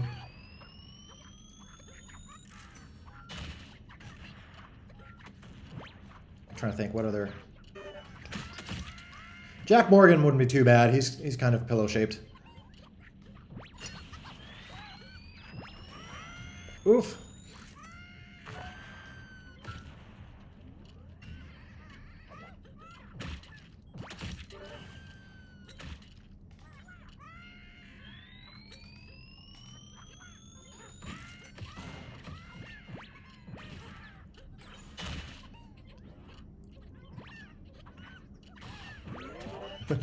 I do love the crazy like blue and red bomb. Oh no.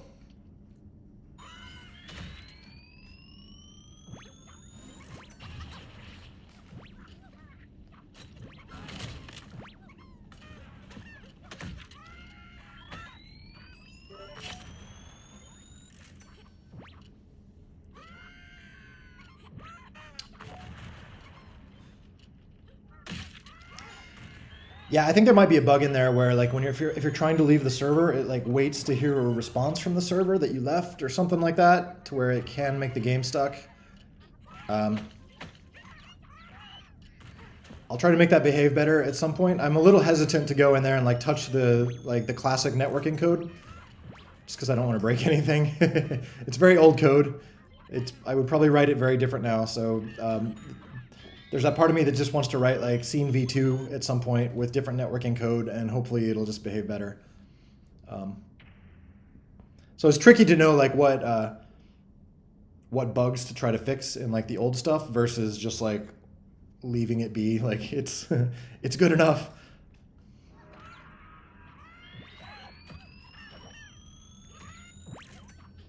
Now I do want. Well, I feel like with networking, I would like to do it again to where I would be comfortable touching it again. It's just the old networking is kind of just a bit spaghetti code-ish, and it kind of, again, it was my first time I'd written networking code like that, so yeah, it's not probably the most well thought out, pre-planned thing. So it's a little bit like I'm a little bit to pull a string because it might fall apart, But I would think for Scene V2, I feel like these days I'm better at writing stuff that's a bit more structured or maintainable, to where I could fix bugs and improve it over time.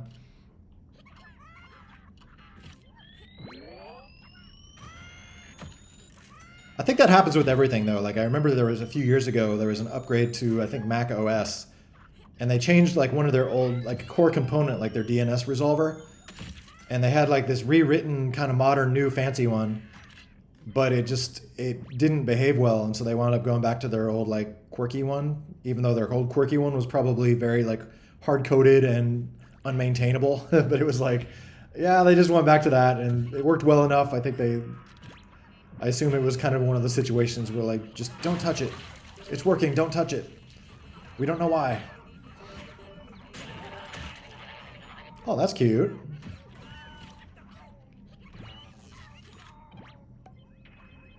It's baby Zoe.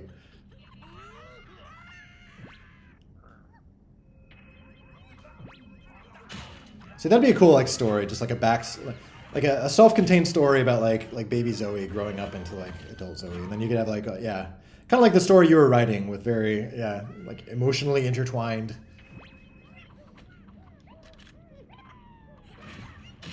Baby Zoe commit tax fraud. Yeah, you could go that direction with it. Yeah, make it a political drama. So it's like the Wolf of Wall Street, just with Zoe.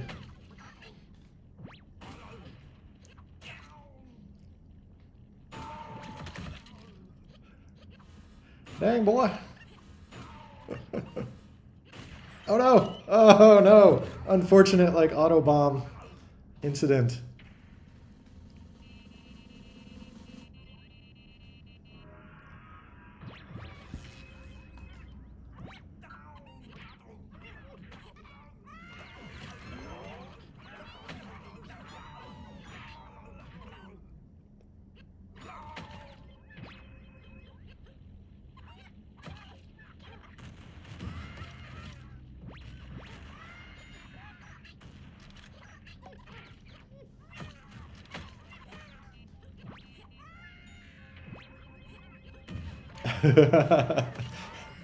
I like this idea. What other popular movie franchises could we remake with Bomb Squad characters?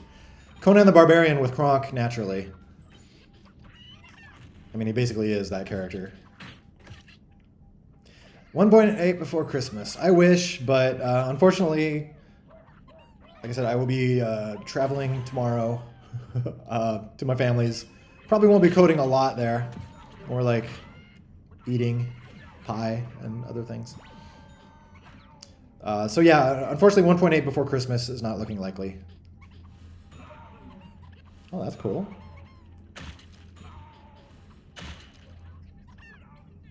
.8 before GTA 6. Okay, there I can get behind that. What is GTA 6's current release date or tentative? How much time do I have?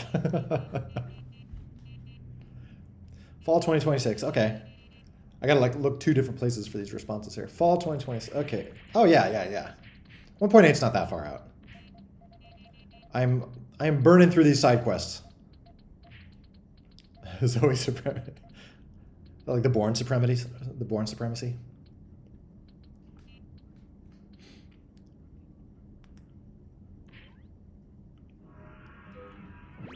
I do think like a fun Zoe alternate skin would be good. There's a few character ideas I want to do. Some of them I'm not sure whether to do them as a separate character or as like a Zoe alternate skin sort of thing.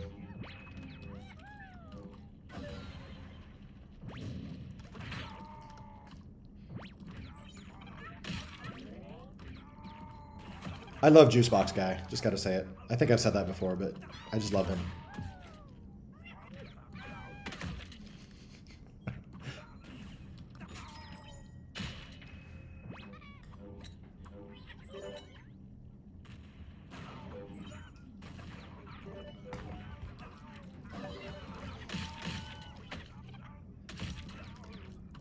I kind of feel like Juicebox Guy could like fit on the store if he was made, you know, like a realistic style where he like was textured from an actual juice box.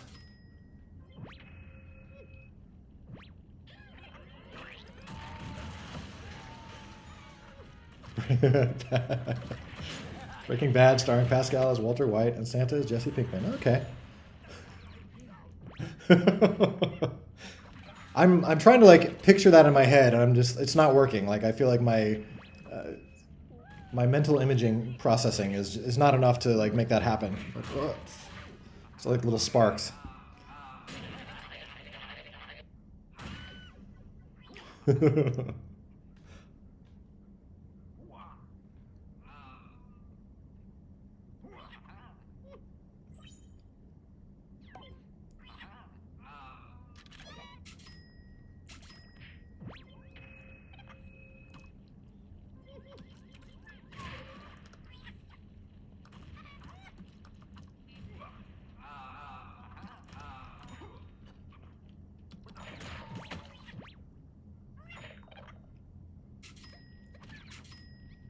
Cool.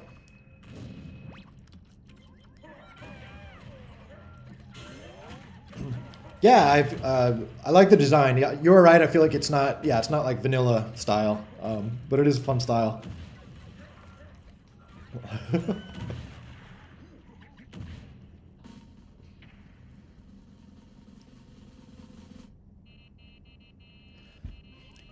I will say that like I feel like talking about peaking in high school versus peaking earlier today when I won that one round. I kind of feel like I will. The top of my achievement list is if I can go to a game conference sometime and see like someone cosplaying as a Bomb Squad character. I feel like that would just be like life achievement unlocked.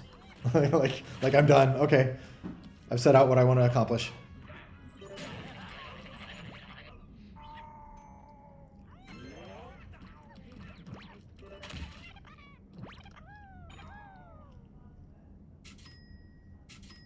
Though I guess the downside is like so many Bomb Squad characters, they're kind of like, I don't want to say generic, but they're meant to be, you know, like Kronk is sort of Conan the Barbarian looking character. They're kind of like homages to other characters. So, but I guess ones like Zoe's kind of unique. You know, Spaz kind of has a somewhat unique style. So there are certain ones that are very kind of Bomb Squad-ish.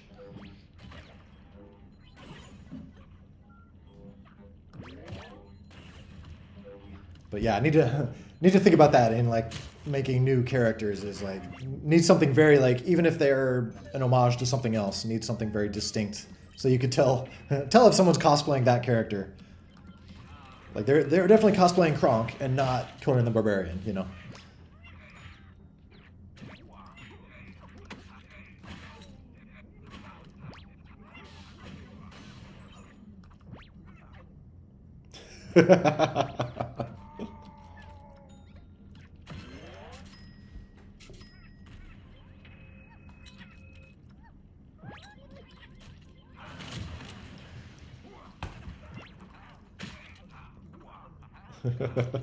Yes, super cute.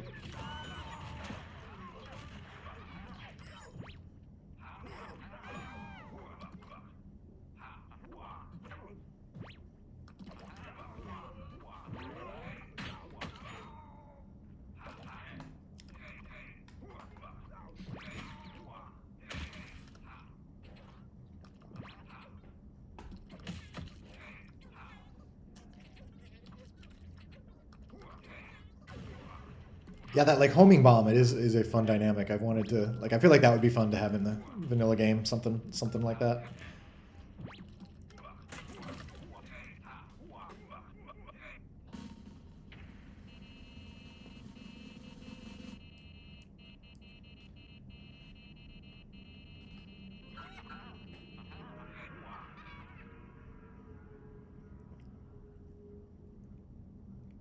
Yeah, it does seem like it behaves better now with keeping it limited to like, yeah, the 4 players like this. So good call.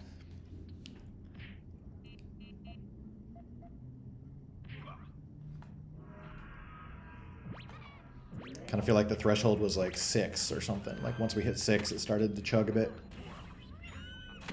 But again, my bad. I need to make the darn thing more network friendly. Sending way too many. Oh, now I've jinxed it.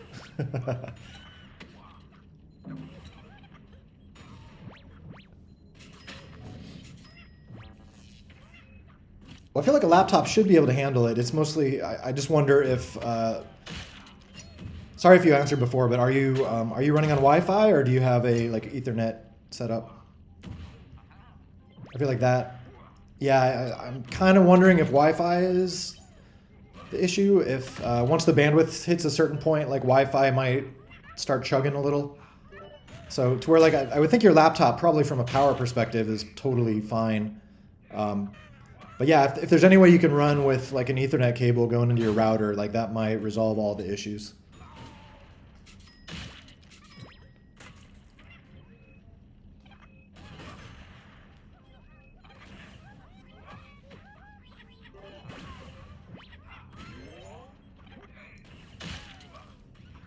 So much Zoe artwork, I love it.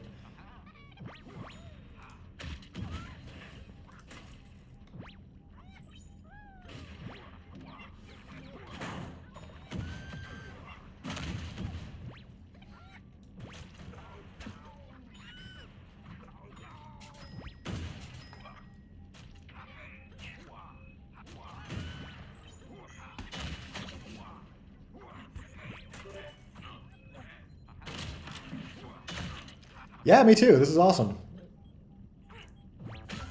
Yeah, there's so much like fun stuff in here. I feel like I have not played it enough to wrap my head around all of it, but it's, yeah.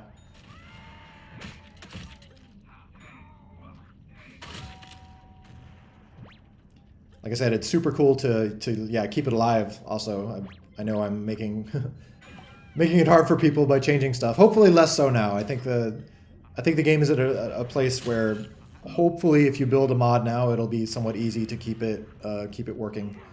But yeah, all the changes that everything's gone through from 1.4 to 1.5 through 1.7, you know, it's a lot of changes. Even if most of it is just like renaming things or, you know, importing things from a different module or whatever, it's still like it's a lot to change. So bravo for this undertaking.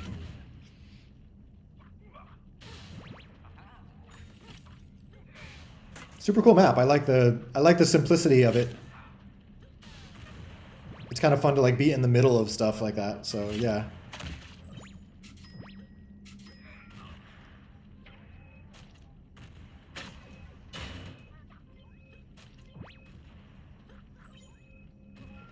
Yeah, that is awesome. I still hope to make it possible to build Android builds, you know, from the public repo. Sorry, it's item 147 on my never-ending to-do list. but yeah, that's awesome of you packaging it up like that. If there's anything, you know, if you have a Python script for doing that or something, you want to contribute that to the public repo. I mean, maybe people would find that useful, or if that's something you got to do by hand. I don't know how you did that.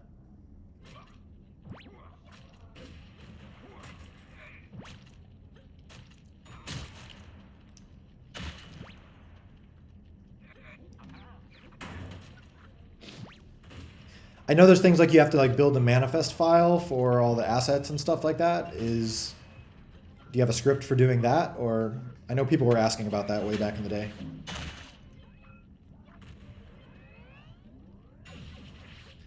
But anyway, if that is something you'd ever want to like wrap up into, you know, like a P command or something, like bundle Android version, that could be cool. If you felt like it, no need to or anything. But yeah, just thanks for doing it regardless.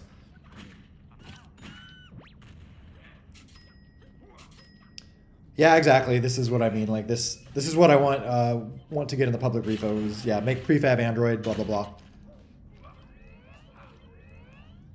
It's that's definitely another side quest. I'm trying to stop tackling side quests before 1.8, but maybe I will.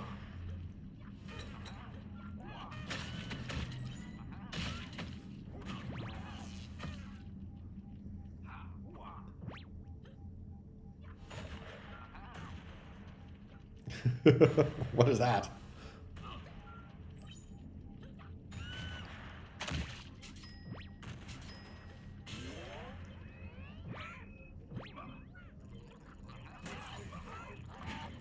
Oh.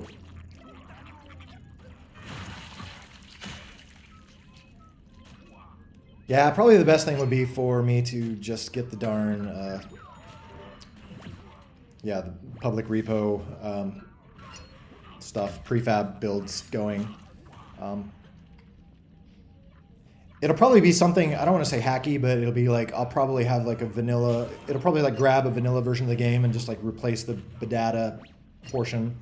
So it might be labeled in some funky way, just like Ballistica test build or something, but at least it'll be something you can run.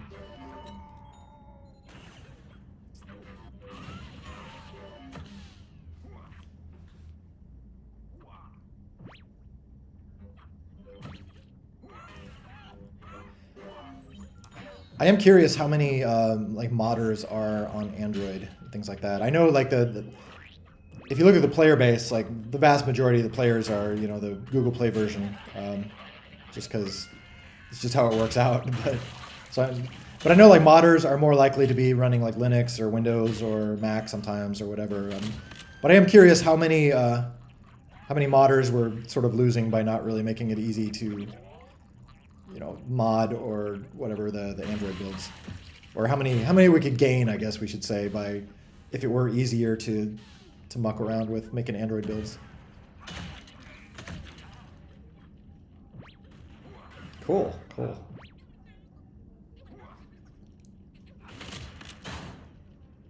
Yeah, stuff like that, like Trail of Particles. That was super cool, like the bomb, like laying down those. But it also makes me wonder, like what the bandwidth costs of that are. Maybe they're not bad. I would love to add like a meter so I could know.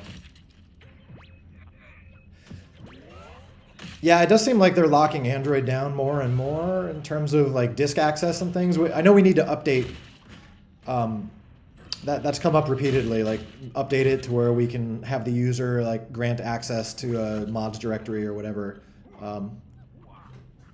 You know, on one hand, I'm just trying to make, you know, in the near future, I'm trying to make workspaces work better and things like that, or hopefully more easy to use, and those will work anywhere. So I kind of feel like my time is in some way best spent there, but also local modding is certainly easier in some ways. So it'd be great to have like the directory access stuff working. I don't know if there's a part of me that thinks if I can get the public repo able to make Android builds, like maybe people could help with that. But I also feel I don't know if the public repo would like actually be building those Android builds, because that's a bit of a complex setup. You know, like Android Studio and Gradle and all this other stuff. So it's certainly not something, I don't know, the average modder would probably want to be messing with. But maybe it's like how we can do CMake builds from the public repo. Most people probably don't need them. Most people just do prefab. But it's still nice to be able to do CMake builds if you want to dig deeper. So maybe we could do something similar for Android.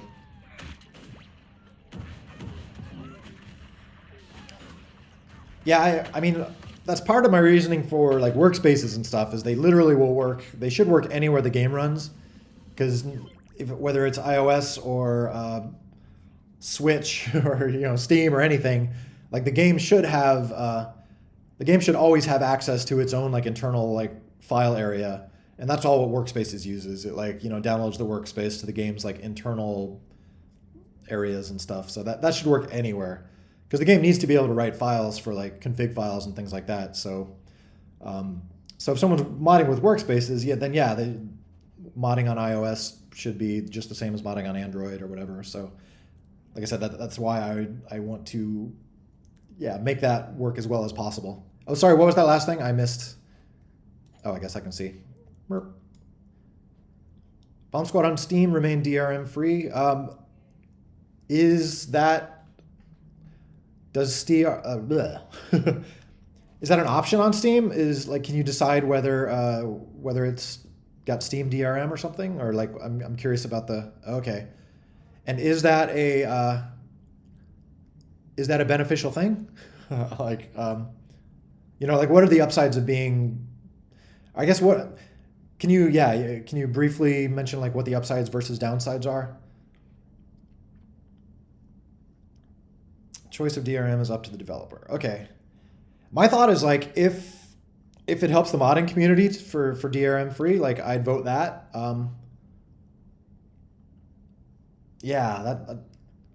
If there's some downside, like if people are more likely to distribute, I don't know, like hacked versions of the game that have viruses or something, if I make it DRM free, like that's a downside. I don't need it to be DRM free for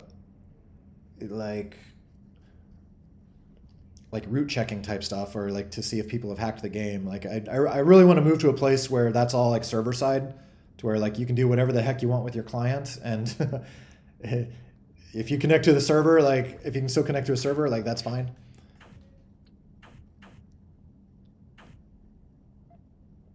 Yeah, okay.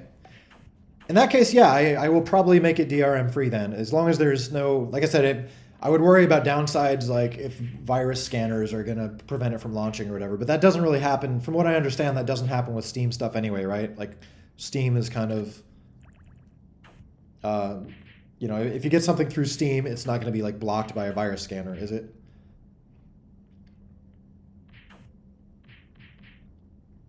At least I was, because that's been a problem right now. And I was asking ChatGPT all about this the other night.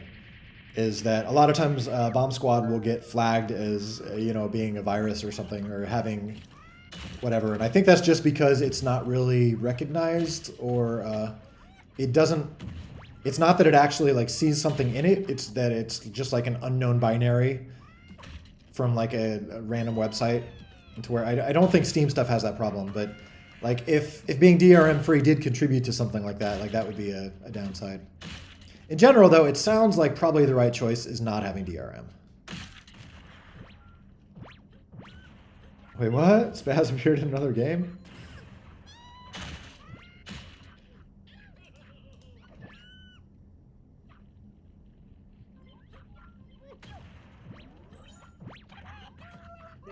Wait, what? I don't see Spaz. Where's Spaz? Am I missing something?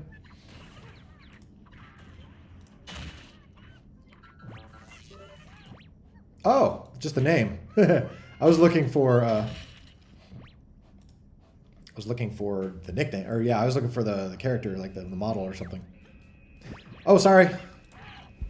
All right, I'll join in. We'll have to wrap up here soon, though. We've run a little bit over. I know I started late, so all good. But yeah, you know, usually try to keep it 2 hours-ish.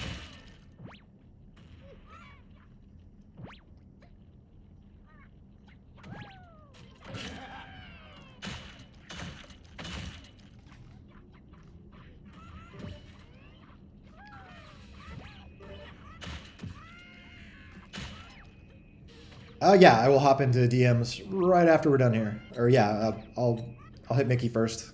He's probably been waiting longer.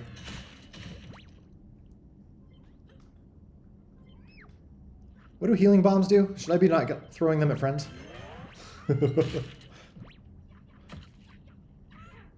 Okay. That was my guess, but I wasn't sure.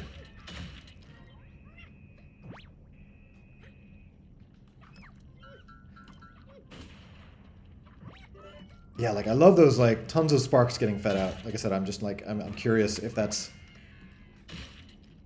gonna cause bandwidth. Oh gosh! Ah! Get in there! Get in there! Yay!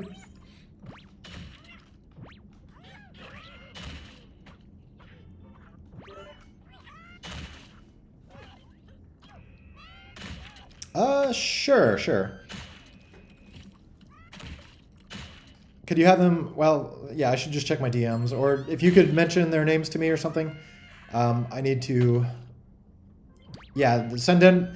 Like, I'm not actually informed of a send info now. It just shows up on like my send info list, so I just need to be. I need to be aware to look out for one. It used to like send me an email every time someone did a send info, which kind of got annoying. People would just like spam me with send infos. Now they still spam like send info. It's just it doesn't actually like notify me for each one.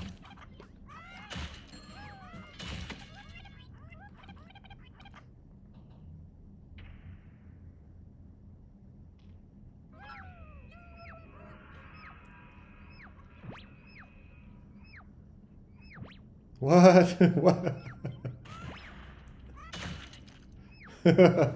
We found a bug.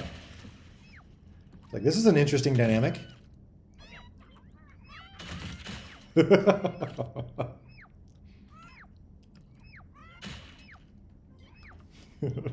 Oh wow, good catch.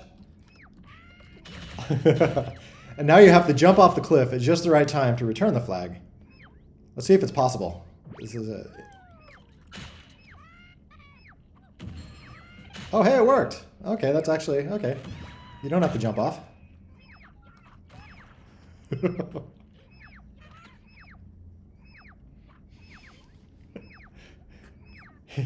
He looks like Anakin Skywalker here, just like with the burned head. Oh no.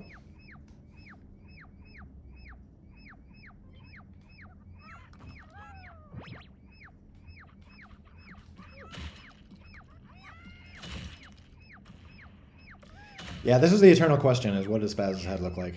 Or what does his hair look like?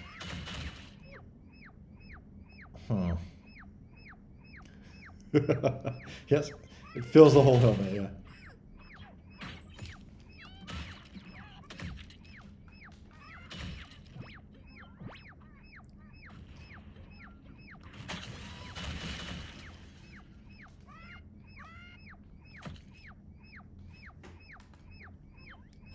Okay, sounds good.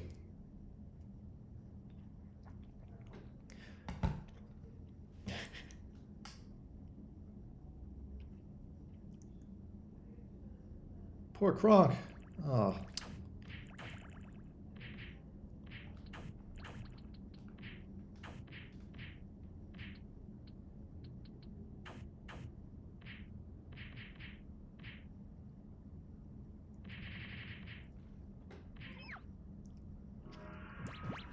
Okay, let me screenshot that. I will try to hop on that as soon as we're off here.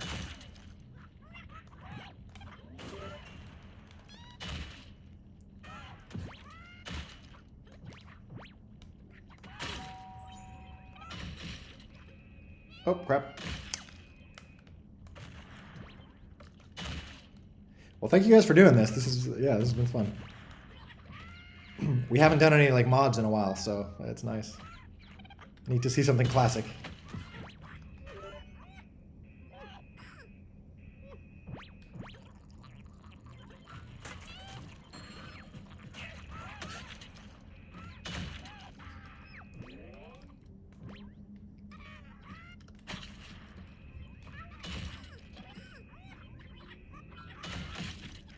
I'm gonna say Spaz just has a big helmet. I don't picture him as being like weirdly proportioned or anything. He just, you know, he needs a lot of head protection.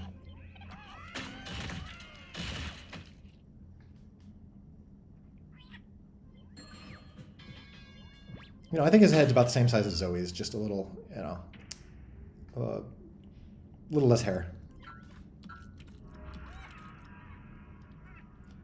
Though we still don't know what his hairstyle is. That's the big mystery.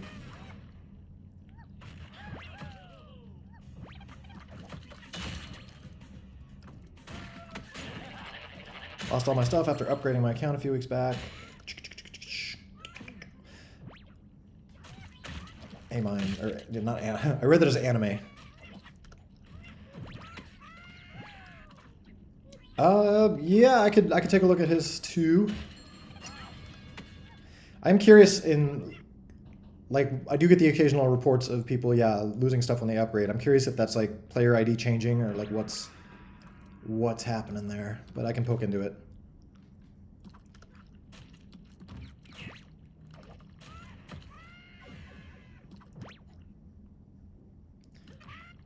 Okay, after this round, I gotta bow out. It's getting a bit late, but oh gosh, oh no. That is one violent juice box. Yeah, serious. Do not, yeah. Don't toy around with that juice box. Juice box has been defeated. Okay.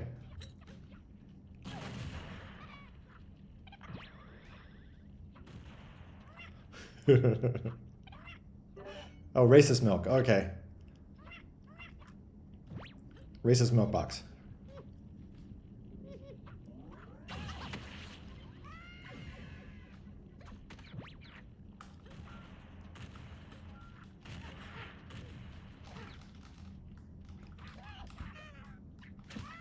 No! Oh, well.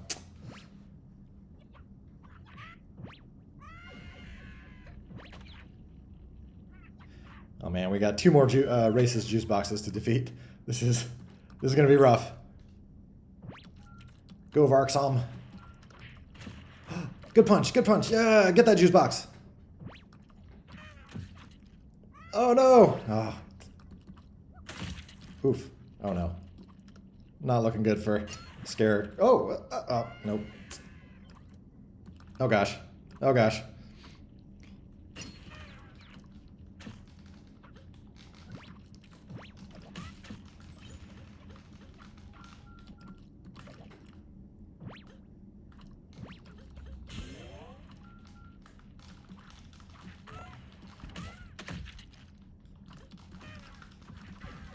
Oh, I did what I could.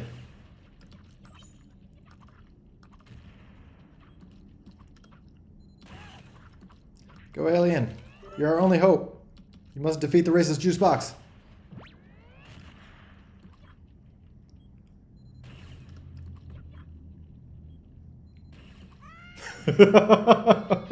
Almost. It was very close. Okay, all right. I'll wait on this one. Maybe we can finish out the round.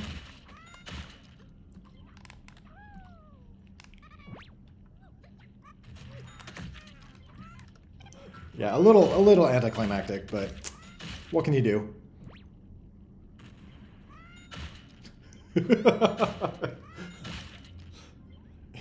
Got a 50% chance of life when spawning. Okay.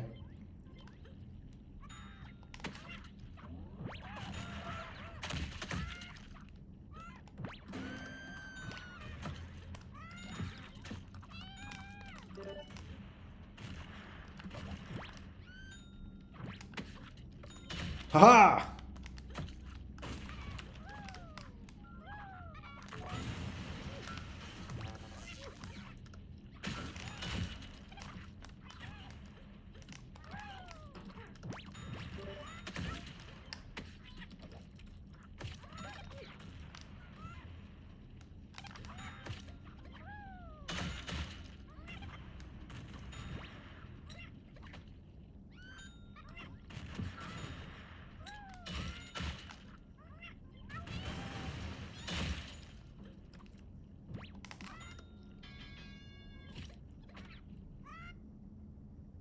Ah. GG, Blue. GG.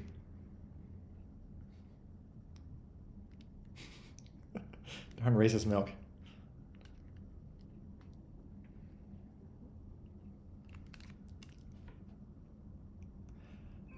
All right. Well, I must bow out, so... But that was fun. So yeah, thanks again to everyone involved putting that together. So super awesome to play it.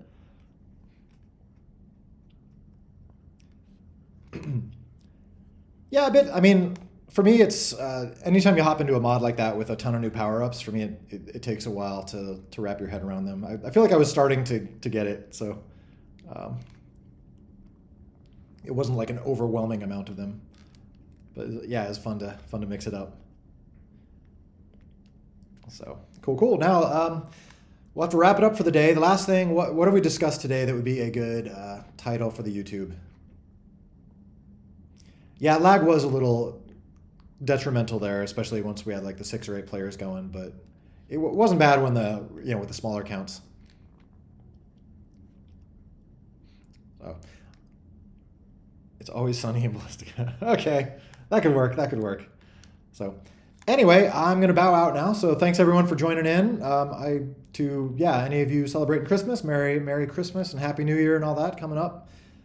And yeah, I imagine we'll probably keep the schedule going with another Coffee with Eric the next 3 weeks, I guess. So in January, I'll holler if there needs to be adjustments, but I should be back here and back working, and hopefully some new characters and icons on the store to show off. And yes, I will check DMs right after this. So been fun, everyone, and I will see all you folks next time. So peace out.